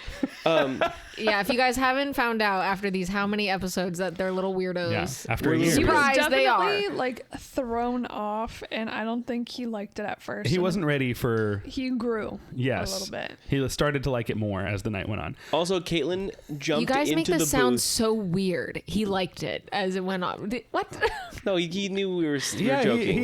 he got in on the joke. He Yeah. started to play along. He was having a great time until Kenneth almost whacked him in the head, and then I think he backed off because a I little was bit. being the gorilla that was in front of us. I was mirroring his moves. Yeah, Caitlin jumped into the booth, and then I sat, and then Alexa sat next to her, and I was like, "Ugh, I did kind of want to sit with the gorillas to my back, but then we got to stare at them. Yeah, And that was better. Yeah, it was better. So he yelled at me all night for Not sitting yelled there. at you. I Yeah, did not he did. yell If at you you. say that she yelled at you, she can say that you yelled at her. No. Yes. Yes. See, this is why you don't want me to. Well, wait till we get to our shirt. You don't want me to say what I'm gonna say. Yes. So it was the two of us, me and Kyle, sitting in the chairs, Alexa and Caitlin in the booth, and yeah, we all had. I think we both had the same thought of like, oh, I wanted to sit by the gorillas, but we ended up looking at the gorillas, and that's better. Once again, But you though, guys didn't say anything. Yeah. Once again, I want to point out. Caitlin went to the booth, and I said, "Hey, Kyle, does Kyle want to sit next to Caitlin, aka that would be in the booth, or across from Caitlin?" And no one said anything. No one said anything. So then Anything there. after I sit down, Kyle goes, "Oh, I wanted to sit there," and I went, "I literally asked." Well, not only that, And not like that. well, so I did ask. No. she Go did ahead. ask, and while you were asking, Kyle was grabbing the chair that was neither of the options that you had asked. He was grabbing the chair diagonal from Caitlin, so he was not across from her or next to her. And then I feel like that's what made you be like, I guess I'm going to sit in the booth. And then you were like, wait, what? Kyle was like, wait, I want to sit there. And I was like, you were grabbing the I was overwhelmed. The absolute third option chair is the one you were reaching for. I was overwhelmed. Because I was like everything in my mind was thinking about everything. Yeah. I was like, wait, hold on. And then I was like, but I guess this is the only chair left. In my mind, it was. Yeah. When Kenneth hadn't sat down yet, so Yeah, it wasn't the only chair left. It was Your waiting to see. automatic thought is, I should be sitting next to my girlfriend. There's so much And happening right now that instead- is not Rainforest Cafe. Let's keep going. We're talking about Rainforest Cafe. I know, but we're not talking about the. Okay. This was a big chunk of This is it. a huge chunk of it is sitting down. Yes, it was. You complained about it for a hot minute, and it took about 20 minutes for you guys to be like, wow, this is nice because now we can watch Yes. them. And We get to look Caitlin at and the I looked gorillas. at each other like, are you kidding me? Because you would not shut up about us taking the booth away from you. So then we got our menus. I would like to put on the record that I was not upset about. I wasn't. I was looking at upset Kyle about the whole it. time. Don't worry. Yeah. I know the listeners can't see that. I wasn't I know, upset I know. about it, but mostly like, we wanted to take pictures with the gorillas behind us. Yeah, I And think you that's still mainly did. what it was like, oh, we wanted to take a picture there, but we can Not with these like, the families of people behind us. We want the gorillas behind But us. again, Kenneth, you were sound of mind and like, yeah, we'll switch later. But Kyle threw a tantrum. I did not throw a tantrum. Don't make me a villain in the rainforest. Aren't you the one that for years you're always like, I'm a villain? I am Aren't a you proud villain. of that? So then why are you Hey. saying don't make you one? Rainforest Cafe is a true villain because they were using AI, which is ruining the thing Oh, that's that right, they the are booth. trying Anyway. Yeah. Wait, what was AI? to stop. In one of the. You know The how photo there's the booth. booth? I don't think it's them specifically. I think it's one of those little dumb. But it was a machines. Rainforest Cafe You know how there's like the branded photo strip booth? photo strip. There's the photo strip booth, and then there was one where it was like, get your face scanned, and what will you become? And it's like it can put you on a safari body, like so you're okay. exploring and things Yeah. like that. Anyway, we sat down. The thing that they're trying to help, they're destroying. Yeah. Right. I know, Yeah, kind yeah, of. Yeah. Anyway, we sat down. And then Safari Mike Rider menus. Yes. Oh no, the another lady did Yes. Yeah. a tour guide. Safari Mike shows up and he says, all right, have we all been here before? And we said, yes, we all have. And he said, okay, are we doing any beverages with alcohol? And Caitlin and Alexa both already had their IDs out. Yep. And everyone, all four of us said, yes. And he said, I love that preparedness with your IDs out already. And then I looked at him and I said, Mike, this ain't our first safari. And he loved that. He laughed fist at bumped. that. He fist bumped Yeah, me. he did. And I looked at the menu, and Caitlin said, "Look at this," and it was a picture. And in my mind, I was already getting a souvenir something. Yeah. Either the big dumb head cup for children. I was gonna get the children cup. Oh, like the sippy cup Yeah. Is it of Cha-Cha's head? Of Cha-Cha's head. That's really good. I almost got that. Yeah. or the light up. Or the light up. I could have got the light up. But then she showed me this beautiful Cha-Cha tiki mug Yeah, And like if a there's one ceramic thing tiki about cup. Kyle, that I've he never seen. loves a tiki. Love a tiki mug. I love a tiki mug. Yeah. And it took my breath away. I said, oh, yes. Yeah. As soon as I flipped that menu over, I was like, oh, Kyle's getting that. I said, Yeah. I think I saw that in my mind that existed and then forgot about it. Yeah. And then now I saw it again and it was like an old friend. Yes. And I bought it. And there was no, yeah. And It so, was $6. oh, really? I didn't even look at how much Yeah. it was. So oh, what wow. That's so much cheaper than I thought. yeah, Yeah. that's a bargain. I think the drink itself was 16 total. Okay. That's great. Yeah. That's crazy. You Yeah. go to Trader. It was Trader Sam's quality, like not as good, but You get a regular cock out in the middle of downtown of Disney Springs and that's it's $16. Yeah, and I get to take Cha-Cha home with And me. it comes in a little plastic cup. Yeah, I throw that cup away. Yeah. No, I was very happy with that. And when he started doing the drink orders, right? I think he went to me first, Mm-hmm. and I said, they show the tiki cup As with if there's Cha-Cha on only it, one option. and underneath it says the name of some blackberry drink or whatever. Yeah. And I was like, to get that cup, do I have to order that drink? And he said, no, you don't have to order that drink. And I said, how do I get that cup? You ask And he for said, it. you ask for it. And I said, may I have that cup? And he said, what do you want in it? And I was like, what can I get? Can I have a beer? He said, you want a beer in that? And then I said, ew, no. And I was like, why not? I like beer. And he said, I mean, you could, but beers come in the Pilsner and that has a lot more in it. So you're kind of like losing money on And it you don't if you do drink that. beer out of a tiki mug. I could if I want No, to. but don't. Who's going to stop me? He's going Me. to. He's going to here. I'm going to Why- slap it out of your hand. No, I'm not going to. So then I was like, okay, give me this Dragon Rita thing, whatever. And he was like, okay. So already I feel like he has an idea of the energy that our table is bringing with. Can I say something really quick? Yes. I'm timing you. Quicker. Stop. I'm still trying to find the cha-cha glass while you guys are talking about your Oh, the jokes. 3D glass. Yeah. And I found a Rainforest Cafe cup, and it has Orbeez in it. Whoa. Oh, like It's like I a remember though, like along souvenir the cup, but it has Orbeez in it. where it's like 2 layers inside. Yeah. Right. The insulation is Orbeez. Right. Because it keeps pulling up just different glasses that they've had over the years. And I'm like, that's not what Do you think I'm- Orbeez have insulating properties? Like you could fill the walls of your house with Orbeez instead of the pink fiberglass? I want to say I hope so, yeah. Yeah. That's those what I'm would- going to those try. would I'm going mold. to do it. Those would mold 1,000%. Well, we'll see.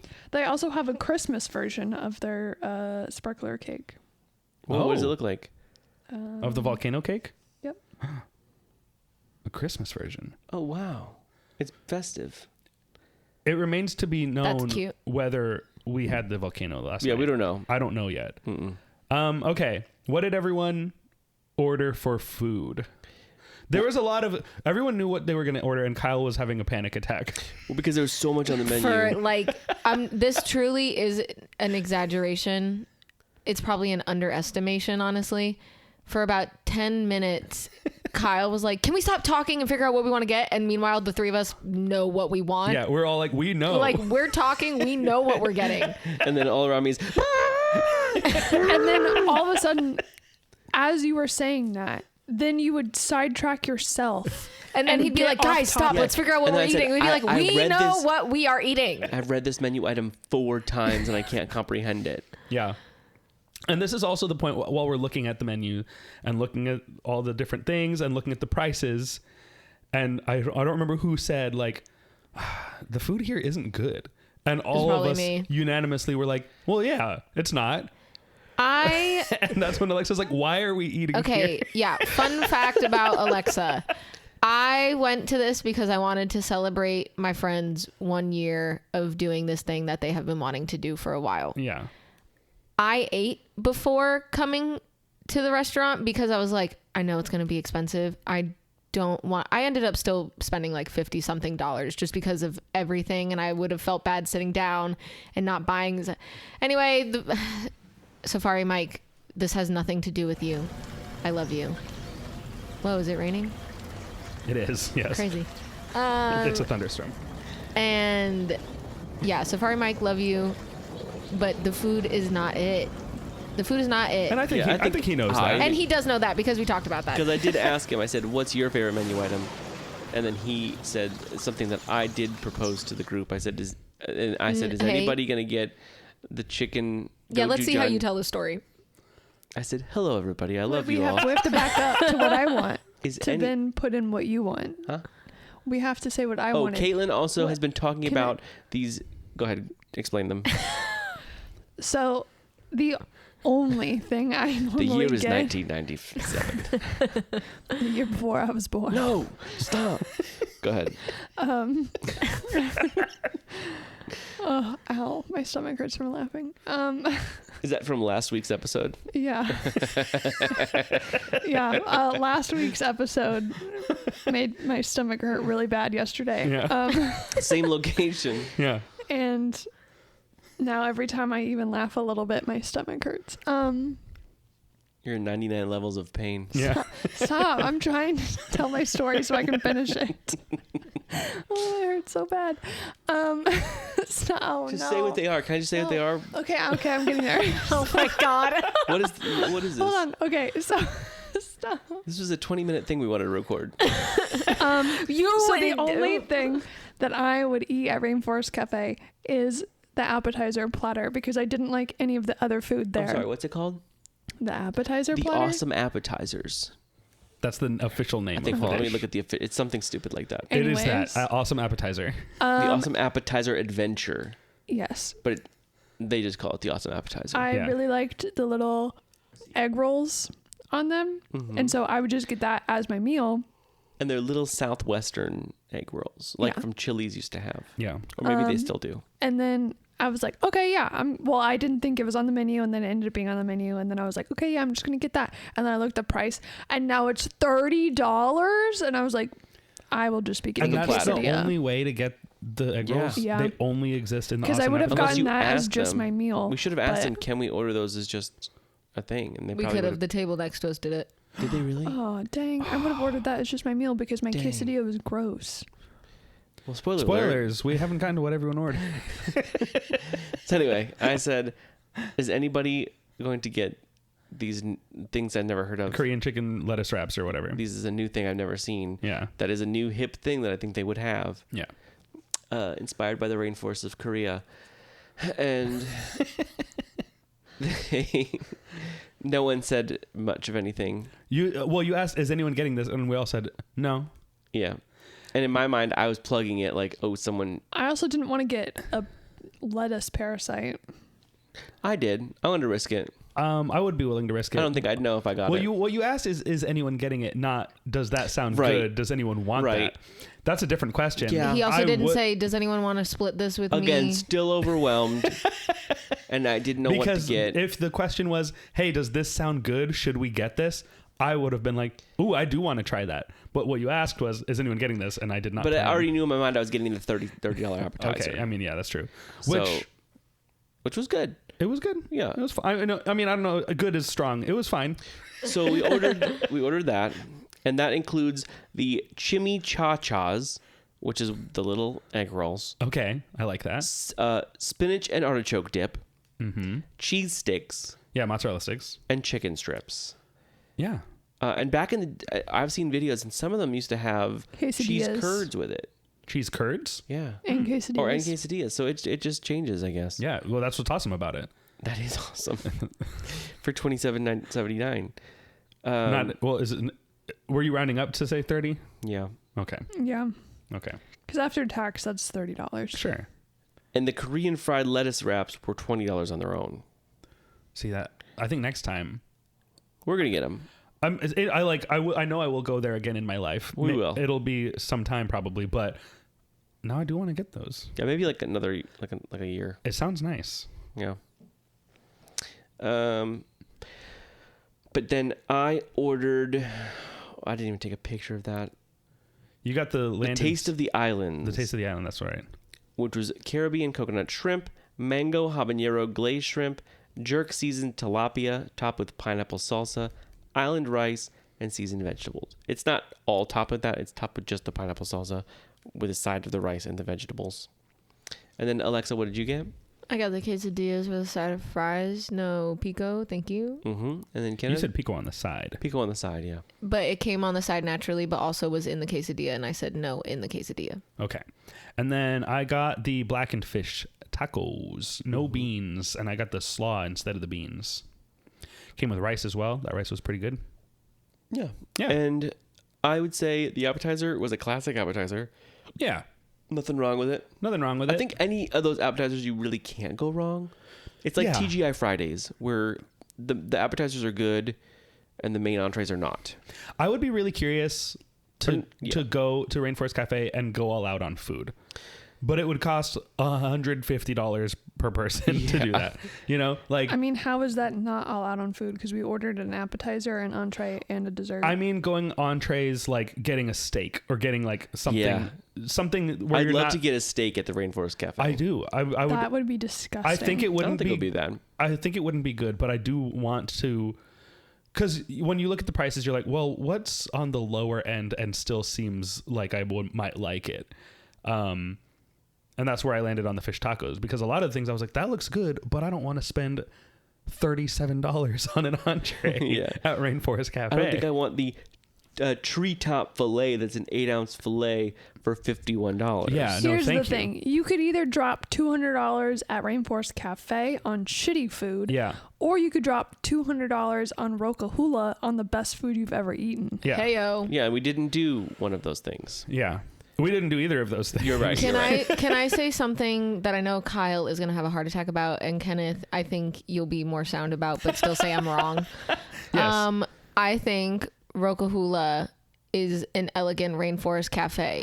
No, I agree. I've said that from the beginning. Yeah, I think you're right. I said this is like Rainforest Cafe, but wow. without the animatronics, and the food is 5 billion times better And worth the price. and worth the price. Yeah. Yeah, And honestly, I think very close in price. yeah. Like, I Hey, think but really the price is. is worth the Yeah, quality. it is. Which Like, makes Are we the going to price. do an episode on this soon since we're going soon?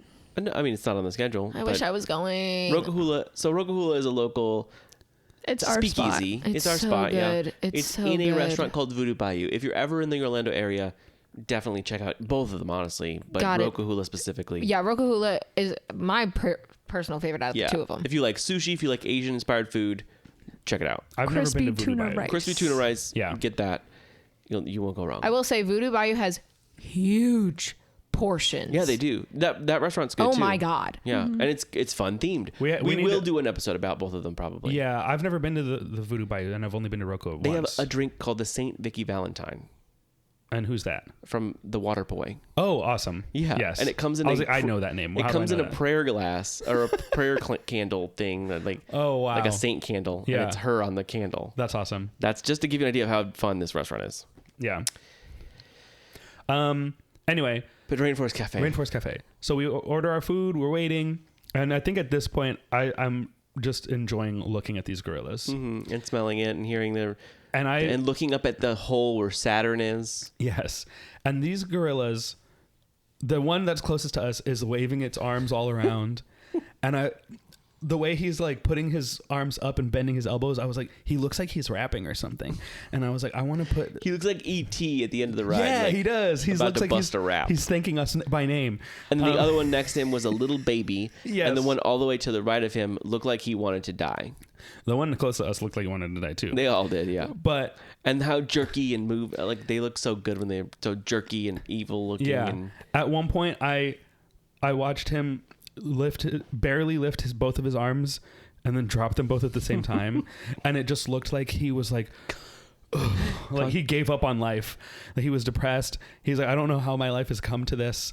I have one shot of him putting his arms up in the air and then looking up, and it truly looks like he's saying like, God, why have you forsaken me? What have I become? And am I a man? I was sitting there cracking up. We were coming up with our own backstories for every single character. we were looking at all these animals and being like, what is this guy's life? What is he saying? It looks like if an animatronic, like if it had like a soul inside. Yeah. If the animatronic at and one that soul point, is trapped. no, if it lived its whole life, died, but its corpse is still being forced to animate.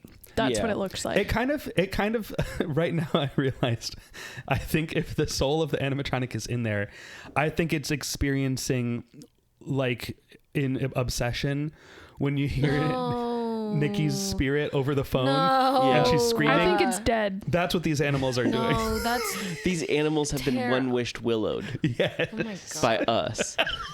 I wish you to never die. Yeah. I wish that I could enjoy these animals forever. Break and then Yeah. Do you think now their it's souls like are trapped.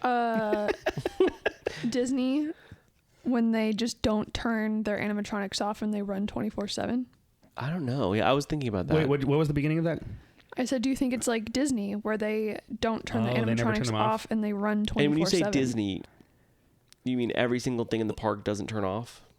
Some things do, but some things stay on all the time. Yeah, isn't there some of them where like if they turn them off, the hydraulic fluid will like solidify and then they can't turn them back on or something like that? There's some. I'm pretty sure there's some things that like have The to keep rotation. AT-AT is on 24/7 at studios. The one outside? Yeah. That's cool. Because you can like pause like a ride from going, but you don't shut it down.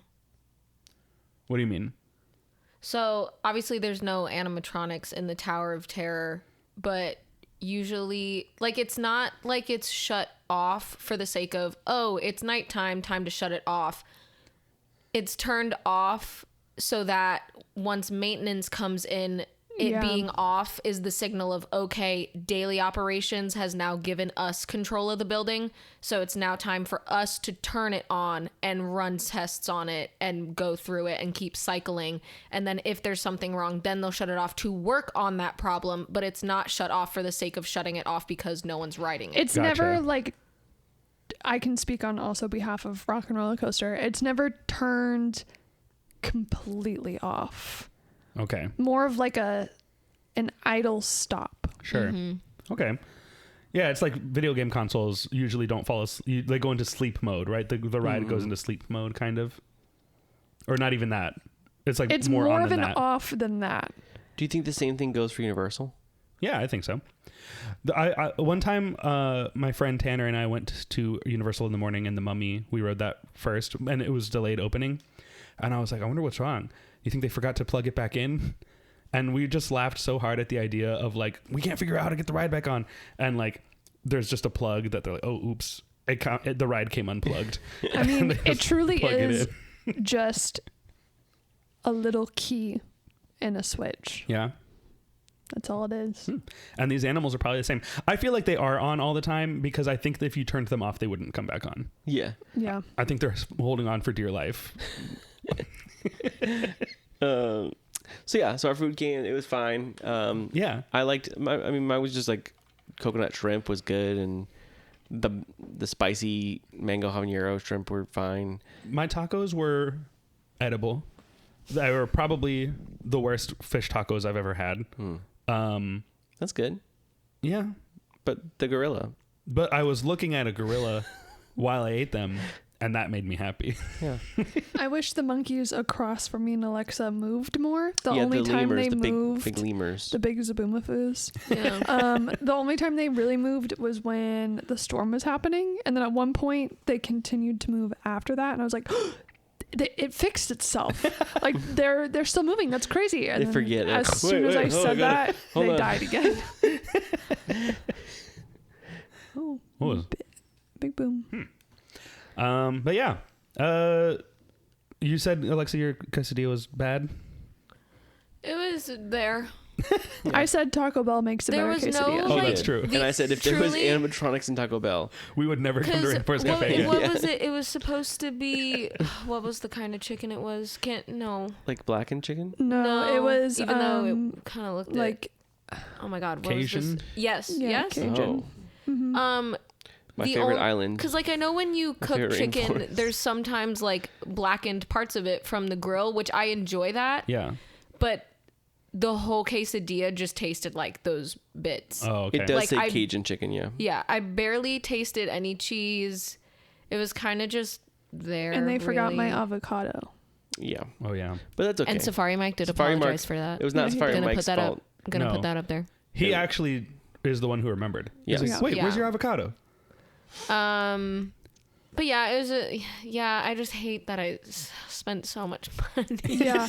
I truly thought that I had escaped spending a lot of money because I was like, oh, I ordered an appetizer as a thing. And also the way he did kind of phrase if I wanted fries as a side made it seem like They I came could, with it. yeah. I and did then I think saw about that, that. and it was like $6 for fries. I would have said no. I know. When he said that, I was like, oh, I bet they're not free.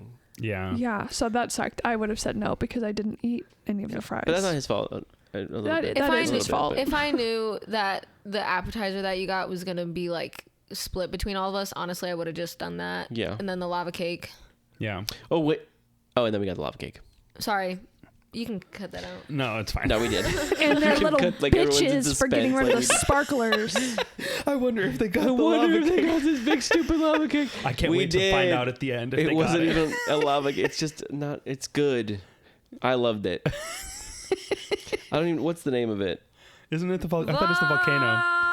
Oh yeah. Bring So- back the sparkler. When you order it, yeah. Back in the day, I remember this thing from back in the day. And I was like, "Ugh, it's not good. It's like 3 logs of chocolate hard brownie Yeah. with an ice cream center, and Was it ice cream? I No, thought it back was- in the day, Oh, back in the day. and then a real sparkler sticking out the top. Yeah. I knew the real sparkler was dead. I knew they killed That's that. what makes it a volcano. That's what makes it a volcano. And I looked up why did they stop doing that. And they stopped it around 2010 because of safety hazards, obviously fire codes and accident prevention. But yeah, other restaurants can still Strict do it. fire safety. Yeah. So I just think it's. I wonder if it's like a fact, like the animatronics, the fact that there's animatronics. They go, Like, No, we can't be carrying fire through. I here." truly think enough kids were burned from them being stupid that they were just like, I'm not trying to get sued over this. Yeah. And when Safari Mike said he's bringing it, I said, oh, and it's not a real sparkler, but we knew that. I said, that's because it would kill kids. Or something like that. And he looked at me scared, I think you said. Yeah. I said, they should keep it. Survival of the fittest. Yeah, yeah. Yeah. Or you were like, yeah, Don't it teach hurt your too many kids kids. to not Those touch were the days, or sparklers. something like Yeah, that. it said something like that. And then he looked at me like, uh-oh. Yeah. But yeah, now it's like a poofy little thing. But the cake is like 3 or 4 layers of like a moist. It was really good. It was like a moist, like spongy cake with mousse in the middle. The texture of it was good. Yeah. Yeah. It was too chocolatey it was for too my chocolatey taste. for you. But if I liked chocolate, it would have been very good. Yeah. I liked it a And there lot. was like corners of either whipped cream or ice cream. Yeah, and they looked exactly the same, and I didn't know they were different. And Yep. when I was like, "Ooh, the scoop of ice cream closest to me is empty. Time to move to this one." And it was just whipped cream, and I was like, "What the heck is that?" And then I stopped looking for a second, and I was like, "Oh, all the ice cream is gone." Yeah, But that's okay because I like these rocks because there's rocks Chocolate in rocks. the chocolate rocks, which are like little M&Ms but rock shaped. yeah. Looks like you're eating real rocks, but it's like a candy. You can trick your friends and make them think you're eating rocks. Yeah, go eat rocks. I am, and I will. I like 'em. They're good. They're yummy. You should too. So yeah, we finished our day with that, and I'm trying to remember if there's any other weird stuff that we said to Safari Mike. I don't. Yeah, we explained the podcast. Hopefully, he's listening. Yes. Shout out Safari Mike. Well, we've shouted him this whole time. Yeah, but I know. yes, he deserves another one. He's awesome. Yeah, I feel like there was something else weird that we said. Oh, I asked him as soon as I got there. I said, Oh, "Is yeah. Cha-Cha here?" Yes. Because I keep seeing, and I didn't think he was, but I kept seeing videos online of like the You would Cha-Cha think he meet and would greet be. character. He should be. Because it's Disney Springs. You would think he should be there. Yeah. Yeah. Why does Bubba Gump have Shrimp Louie out there and Rainforest Cafe doesn't have Cha-Cha? Yeah. Because Universal and Disney. Yeah, but I haven't. But they're both Landry's restaurants. they are. Yeah, they're separate entities. Maybe Disney doesn't want the competition of another little guy. I want. Maybe. I want a mouse to fight a tree frog. Yeah. I do want to see that happen. Who would win? I want them to fight to the death. I want them to beat each other. Okay. You wouldn't think that'd be fun to watch like a wrestling match between Cha-Cha I and, want Celebrity Um, Deathmatch to do that and one. Mickey Mouse? While I was trying to look up the picture, I also found that on Father's Day, Cha-Cha will put a curly mustache on, and then he carries around a Cha-Cha plush. And I'm sorry, is that real? Yeah, and his name is What? Papa Cha-Cha. I don't like that. I think Wait, and he's walking around? Wait, that's so funny. Yeah, there was a not at Disney Springs though. no, not in Disney Because Springs. okay, so like a costume Cha-Cha does exist, we just don't have him here. Yes, and he put a curly mustache on for Father's Day, and he renamed himself Papa Cha-Cha, and he carried around a Cha-Cha plush as his child. Look, we can't have everything. Our Rainforest Cafe looks like a I'm volcano looking that at it shoots right now, fire. and boy, is it good. Papa Cha-Cha? Yeah. Yeah. He literally just has a little mustache, and he's I got a little told you. tie on. Oh, his little mustache is cute. Yeah. Papa Cha-Cha. Well, I like that. We don't get a walk around Cha-Cha, but at least our restaurant looks like a volcano because there are other Rainforest Cafes that just look like a building, and what's the point of that? I really like looking at just pictures of Cha-Cha in the restaurant. Yeah, I like the idea. And There was a there's rainforest that restaurants- just closed, and their restaurant didn't look like a building. It had crazy mushrooms on the outside. Good.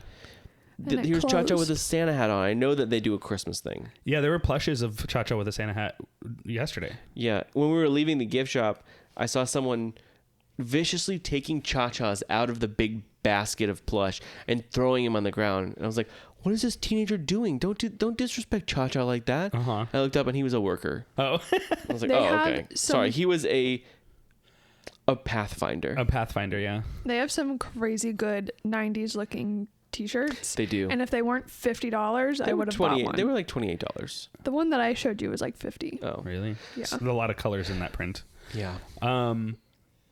Also, Safari Mike did, he had a QR code. He was like, hey, leave me a rating on this. It helps a lot. Mm-hmm. And And it turned out to just be a normal standard Google review. I mean, Yeah. the reality is, though, a lot of restaurant companies, especially, I'm assuming since it's a Landry's one, they do make their employees do that. because Safari Mike was so splendid, we all said, yes, I'll do this. All but Caitlin. Give them the rating. Give them service 5 stars. Atmosphere Sorry. 5 stars. When I realized not it was enough. just a Google review, I was like, no, I don't care enough. Oh, I did it. Safari Mike, we care. We care. The boys care. Overall experience 4 stars. Food 3 stars. Service 5 stars. Atmosphere 5 stars. And in the review box, I wrote, Rainforest Cafe is not about the food. The food is fine. It's whatever. Too expensive. We come here for the animatronic animals, for Tracy Tree, for the thunderstorm, and most of all, for our extraordinary server, Safari Mike. He was truly the highlight of the night. I love you, Rainforest Cafe and Safari Mike. And that is, I submitted that review and I got 24 points. Here's I have the a thing. question. Did they leave a comment on yours? Oh, I don't know. Check your email. Also, I'm looking back at our pictures to see if I missed anything, and I'm looking at the picture of us standing by the big purple elephant head, and you with can them see ducking? you can see them ducking. It's very funny. Here's the thing. If it was some internal thing that truly directly impacted numbers for them, yeah, I would have left a review. But it's just a dumb Google review. But you don't think they look at that and see if their servers were mentioned by name? I made sure to if it mention was Safari mentioned by Mike's name, I'm sure it's like Well, it seems A like Kyle got cast a response thing. since he led with that question. Yes. Rainforest Cafe did reply. Let me read mine first. Okay. The food was this is my review. The food was amazing, but the service the food was okay, but the service was amazing. Safari Mike did a fantastic job, and the atmosphere is perfect. I wish the thunderstorms were longer, but it's still a fun place to eat. And then they said, "Thanks for taking the time to share your feedback with us. It means so much when our customers share their experiences, and we are glad we are able to meet your expectations." Ooh, okay. So my review I already read, you know, yep. ends with I love you, Rainforest Cafe and Safari Mike.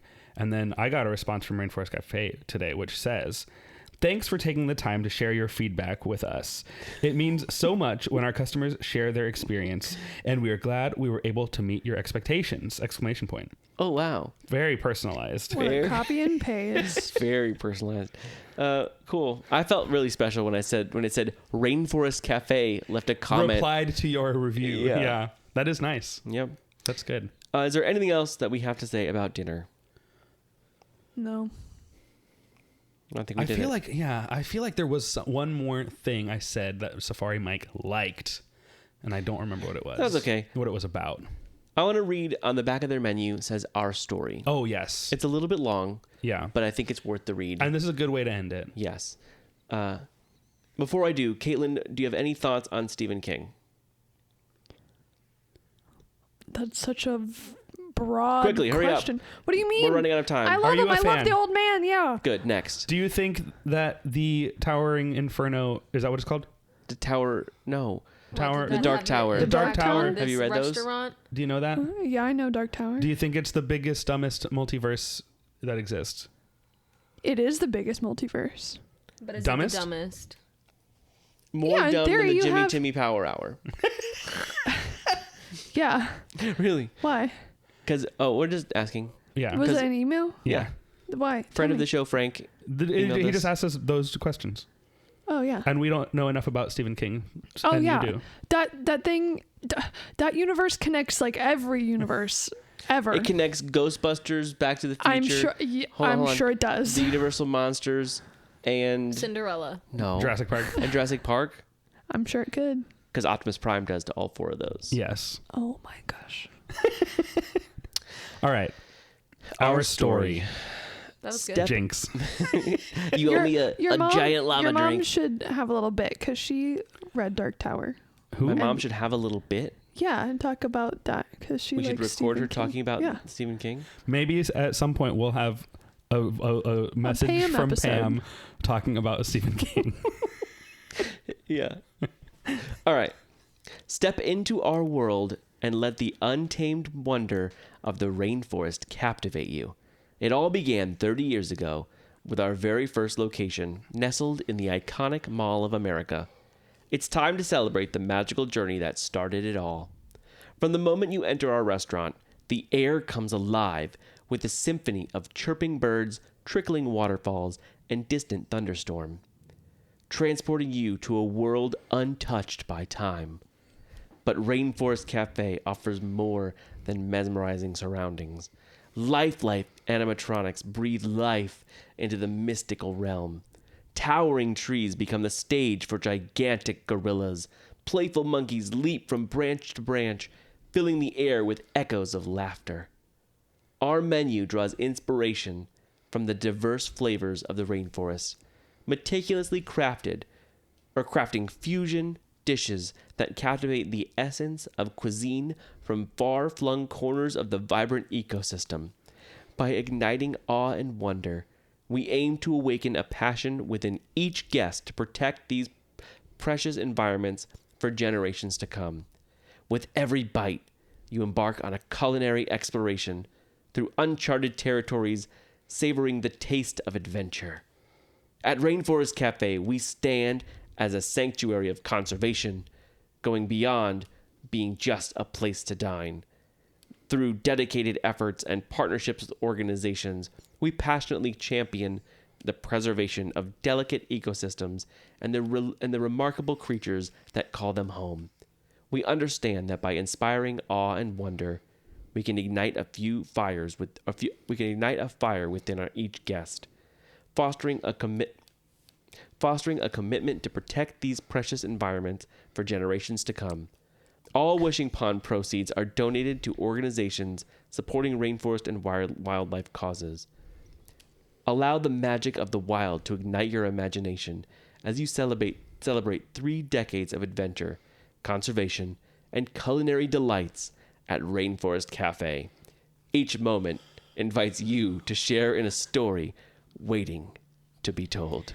Is it done now? That's done now. There were so Culinary many times delights. I thought it was Culinary done. I know. It kept going. I knew you did because I was like, oh, there's still 3 more I paragraphs. zoned out so hard. Yeah. I did too. I don't know half the stuff you said, and then Welcome they said back, listener. I hope that you conservation. fell asleep as well. Not at the wheel. Not at the wheel, yeah. That's scary. Yeah. All right. Well, I love the thought that they went to each corner of the globe of the rainforest. They can't say that, but have AI in their stores. Yeah, that does suck. Yeah. But at least it's like not a permanent looking thing. It's just a little stand. Yeah, do you think It doesn't matter. Do you think It doesn't matter, but they could throw it away if they wanted I to. feel like I want to email them and I tell don't them that know this if is it's bad. actually AI, because looking at it, it looks like the thing that you do at the parks where it's like, insert your face over was- this. amazing There was pictures? different photo booths, and 2 of the other ones, just the print out of the actual picture thing was AI art around it. Yeah. So it's not that it put AI as your face. There was AI. Both. It does. There's it does 2. both. There's different machines. Yeah. Okay. There were 3 Do you think of them. Do you think that the AI technology that does that in this machine is also using up all that water, or is it all contained within this? I was thinking one that machine? too. Or is it sending it to the No, machines that it's- destroy the water? I feel like at the Via end of the internet, day, sending it to a data center, and then I feel like at the end of the day, whether it is using the water source or not, it's still taking a job away from somebody. yeah. I mean, yeah, I guess so. Yeah, Like that's true. it would be nice to have someone whose job is to Yeah, make have those. them draw caricatures in the gift shop. Yeah. Or have real birds. I mean, I don't know that a photo booth is necessarily. That specific one yeah. was doing caricatures, Okay. so that is taking away someone's job. Yeah. Okay. Yeah, we don't need it. I think that because again, there's the things that you have in both Disney and Universal where it's like, take your picture in front of this green screen and we'll just impose your face onto Velma or Cinderella or but whatever. there's a person doing that, yeah. No, exactly. There's a person doing that. I do think that is something a machine could also do, where like the back of the booth is painted green. But I mean, who knows? Maybe that is what that did, and just on the advertising, it was AI art, which again, like someone could have designed that photo and then they could have used that as the skin of the outside of the thing. Yeah. Basically, I just want AI to die. And what I really hate is seeing pages and people that I like and respect, and then I see them post an AI flyer for a thing they're doing, and immediately I'm like, oh, I thought you were good. Yeah. And now saw- I know that you are lazy and you don't care about putting Just- out a good thing into the world. Like seeing a commercial where it's like very ugly and bad, and they're walking around and their voices sound gross. Yeah. Seeing AI commercials in a movie theater pissed me off. Yeah. Like Five Below did one. I like to Oh. comment on them and be like, Five Below, why? Yeah. Come on. I recently called out someone. I like try to keep my anger to myself when it comes to AI, because I'm like, even if I say something, one, it's still engaging with the person's video, so it's giving them money regardless of whether I say a positive or a negative thing. And two, my one comment I know is not going to change their mind. But there was someone that I had been following their story on TikTok for a while. And he just seemed like a little guy who was turning his like van into like one of those vans you live in so you can travel. Yeah. And he was doing it all by himself, and like his dad would help him sometimes, but like all from scratch. And I was like, this is really fun. Like, I'm enjoying his content. He's doing it so he can go and travel. And then he posted a Chat GPT ad and was like saying he was using it to help him with like organizing stuff. And I commented about how disappointed I was. I was like, this is so disappointing, and you are killing the environment that you are trying to go out and explore. And I got 50-50 comments. I have 700 likes on this comment, and then I have people tearing me to shreds like on my comment on that, and then I have people who are also backing me up on it. And I'm just like, it's so divided. And Yeah. then someone was like arguing with me, and then the biggest argument I had was this guy, and he was like, you're an idiot. You said like you would be doing the same exact thing. And I was like, first of all, I would not be doing the same exact thing.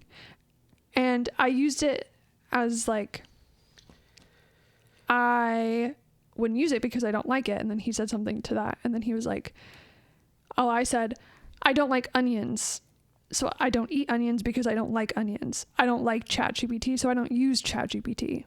It's as simple as that. But we love the Rainforest Cafe. Yeah. Yeah. I saw someone comment or posted these ugly, like Universal monster looking toys. Like they look like Precious Moments, but ugly. And it's clearly AI. Like the mummy has covered in like Band-Aids for no reason, and Ghostface has stitches under his eyes and then another face atop of his face. Like polka dots and a mouth. Like, Can I see? yeah. What the Bad. heck? That's horrible. And I commented, and well, he said this person who's a real person, and it says AI content like in their thing. They said collect them all. And anytime I see something like that that randomly pops up, I say no thanks. That's AI garbage. What even is Ghostface? Yeah. And then he commented on mine and said, "Did you mention AI garbage? And did you mention AI garbage? Then repost this." And it's something from Spooky Empire, which is not AI. Like they make their posters and they look retro-y, and There's I know it's people not who AI. make posters for them. And then he said, "I know your type," complaining right after they do the same stuff. And then he commented again and said, "Someone's grandmother hand carved these. How dare you?" He didn't even spell dare right. And then it said, "Ugly grandma AI carving Freddy Krueger." What? Like that he typed in grandma carving horror characters, and it's just gross looking ugly grandma, ugly fake. I just that hue of ugly, you know, that it has. Yeah. You can instantly tell when something's AI. And like I said yesterday, I'm afraid of the day where it's good. Not going to have the hue of ugly. Yeah. There's some things that are hard to tell. I know. Videos of people. But anyway, that's Rainforest Cafe. That was our day at Rainforest Cafe. We had a great time. It was a great 1 year anniversary. Congratulations to us for 1 year. We did it for 1 year. Congrats, you guys. Proud of you. Yeah. We've done this every single week for a year. I know. I'm proud of you guys for sticking to it. And it's getting hard to keep up, I'll be honest. Yeah. Yeah. But hey, we do it because we love it. And now a lot of you out there love it. And that's really cool. And thanks for listening for a year. Or if you've just joined us, we hope you'll be with us for a year to come and more, as long as this is going. I don't know. Anything else we want to say? We've done this for a year. Caitlin, Alexa, any thoughts? Any reflections on a year? Thanks for having me on the episodes that I have been on. Mm-hmm. Yeah. You're welcome. Your family. Thank you. I feel like I'm at Olive Garden. Yeah. No, really, I'm proud of you guys. This is something that you easily could have let slip, but your love and passion for big dumb things kept you coming back to these couches, setting up these mics and talking about things, and you've researched them, you've traveled to places. And that's pretty cool because people have ideas all the time, but they never see them to fruition. So I think it's really huge that you guys have stuck to this, and I'm excited to see how long you continue. We're just like Thomas Edison. So wait, if this is Sure. your We are episode, exactly this should like be episode 52. What? No, this is 53, because 53. 52 completes the year, and then this episode comes out the day before the anniversary of the first episode drop. Yeah. And it is number 53. Yeah, everything Alexia said. Happy to be on the show. I hope it turns into a point where this becomes your job, because I think that would be really fun. But I'm sorry, but that's a long ways from now. Yeah, no. Yeah, no, it is. But I think it's very fun when people email you guys, like the family. Yeah. That was really cute. Oh yeah, the Rainforest Cafe family. We hope that they're having fun. Yeah, I hope you guys are having a great Hope time you're enjoying with this your episode. little big dumb baby. Oh, yeah. And Little big dumb baby. and yeah, I really That was like Jenna. I really like seeing That was psychiatrist of the show. Dr. Jenna? Yep. Yes. I really like seeing people come up to you guys who are strangers. And then they also stare at me like, who are you? And I'm like, I'm girlfriend of the show. Yeah. The reason these pictures make it onto Instagram. If they Yeah. were real listeners, they would know who you were because you're on a lot. I'm the photographer. Yeah. Yeah. You get covered by Kenneth's arms and ride pictures. Yeah, I get Mike Wazowski. Yeah. Yeah. I Mike Wazowski'd myself in the other one though, so. Yeah, you did. No, yeah, and if it did become a job, it would take so much stress off, because the hard part is balancing this with our actual jobs. It really is. And finding time to do this in between. And for me, it's like between this and Rashafir and Pangolin and working. Yeah. It's like I have 4 jobs, Like, but which only one thing of am I them going to drop? pays. Work? I wish. Yeah, that's the one I would drop. Me too. And then I would have all the time for the other things, the fun ones. Yeah. But you know, that's a dream. You know, We didn't do it to be a we job. didn't do it for it to be that, and I don't anticipate that would No. ever happen. But it would be cool. Not with that attitude. Yeah. Hey, we're gonna keep doing it at this level, as long as we can. Yeah. I also want to mention, so when we were discussing our Big Dumb anniversary, Oh yeah. there was an argument that had happened. Oh yes. And we argued about it in the Rainforest Cafe. Yes. And we're not going to get into details. I don't know that I would. Thank you. I don't know that it's an argument. It wasn't really argument. It was just It was. trying to It was figure a out. heated discussion. Yeah. Not mad. We weren't Of mad. me and Alexa not I understanding. think it was a heated discussion because when Caitlin and I would just say our opinions, Kyle would come out and say, "Why are you yelling at almost me?" fists on fire attacking. So meanwhile, Yep. I would look at Kenneth sitting across from me and be like, "Hey, we're going to have a civil conversation about this." And he was like, "I understand what you're saying." And then I would respond back saying, "And this is my opinion. I like what you decide to do. This is your podcast. I'm excited that it brings you guys joy. I personally just don't understand it." And then Kyle would chime in saying, "Why are you so angry about this? Why are you yelling?" And I'm like, I'm literally not yelling about Kyle would it. be like, "Why are you yelling? I don't know what food to get." Yeah, Why this are you yelling?" was the conversation that was happening when Kyle. fish or the Yeah, this is what was happening when Kyle was like, "Can we please figure out what we're gonna eat?" And we Meanwhile, already all of us knew. knew, but him. And again, I'm talking to Kenneth, not Kyle. So this is what they came up with for that. Say a little bit. So I think we, at some point, somebody said something. I don't remember what exactly it was. Kyle It was said Kyle, something yeah. about I just get yelled at. I'm at Rainforest Cafe and I got yelled at. And then I said we should have a shirt that says, "I went to Rainforest Cafe and all I got was yelled at." But then obviously we can't Well, sell. we wanted to say, I went to I celebrated the Big Dumb anniversary at Rainforest Cafe, and all I got was yelled at. But that's too specific. Yeah. And you can't sell Rainforest Cafe. I don't think we can sell a on shirt that says merch. Rainforest Cafe. So I do think we are going to have a shirt at some point on the merch store that says, I went to do a big dumb stuff and all I got was yelled at. But it should say thing, not stuff. Stuff should be crossed out and it says thing. I could do that. Because also at the end we say it is a big dumb stuff, whatever the thing is, right? Yeah. So, and I think even friends of the show and honorary friends of the show have started to refer to things as, oh, that's a big dumb stuff. Mm-hmm. You know, like it has become a part of it. So I think it's okay for it to say stuff, but I also like crossing it out and saying Speaking thing. of stuff, go buy merch, please. Oh, yeah. Yeah, let's get into the Well, I want to parts. mention two of my favorite. I'm looking at the menu, trying to think of things that I forgot. I just wanted to say that there's 2 different pasta dishes named after different snakes. Okay. There's the anaconda pasta and the python pasta. Yeah. That's all. Okay. How silly. Here's the thing. If you guys buy merch, then that goes into the Big Dumb Fund. The Good Big idea. Dumb Fund funds Big Dumb trips. Mm-hmm. Yeah, and doing more big dumb stuff outside of Orlando. Yeah. We in our first year we did 2 big dumb trips. We did. We went to Las Vegas and Atlanta. Yeah. That's pretty good. It is. I don't think we can stay at that pace necessarily, but we got to do Big Dumb New York. We got to do Big Dumb, We got to go to California, Pigeon Forge. Yeah, Dollywood. absolutely. Dollywood is 100% on the Friend of the show, the short Shelby, list. will happily take us around. Oh, I thought you were gonna say friend of the show, Dolly. She's gonna welcome us. Shelby. Take Kyle into a secret room. Yeah.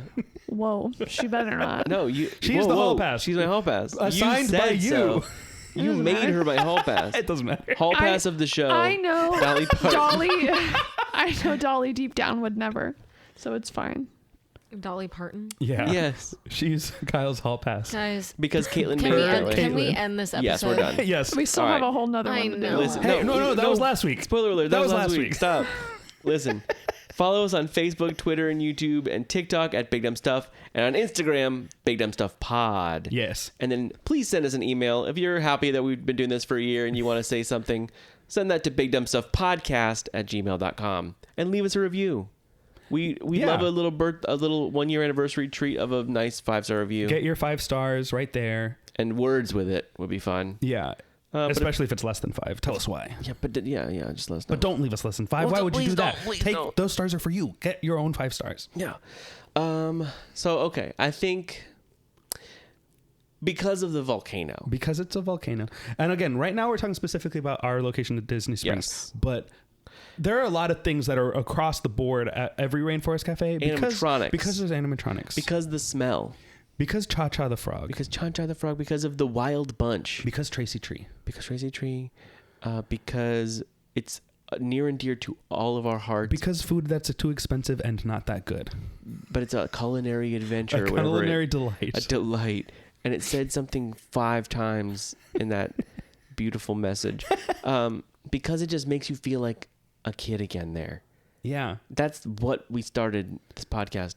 Because anything that makes you feel just like a kid. Because inspiring us to start this, because inspiring us to finally put zero words. in on Yeah. what this is, I think, The Rainforest. and we already said it at the start, We did. that we know. We know for a fact. I know Yeah. in my heart In my soul that is trapped inside of a gorilla. that Rainforest Rainforest Cafe is a big dumb stuff. Okay, we'll see you next time. Thank you for being here for a year. We'll see you for another year, and we love you. Bye. Bye. Big Dumb Stuff is produced by Kenneth Leeming Jr. and Kyle Fleming. And executive produced by Lee Malaby. Edited by Kenneth. Artwork by Crispy Sketches. Theme music by Pangolin. Please check out our other UUOP network shows like the unofficial Universal Orlando podcast, Rush of Fear, Halloween Horror Nights podcast. The Taste of Universal, The Theme Park Duo. Portkey Passport, The unofficial Universal United Kingdom podcast. Theme Park Throwdown. And The Fudge Factor on YouTube. Thanks for listening. Stay big. Stay dumb. And we'll see you next time. Rainforest Cafe. will return.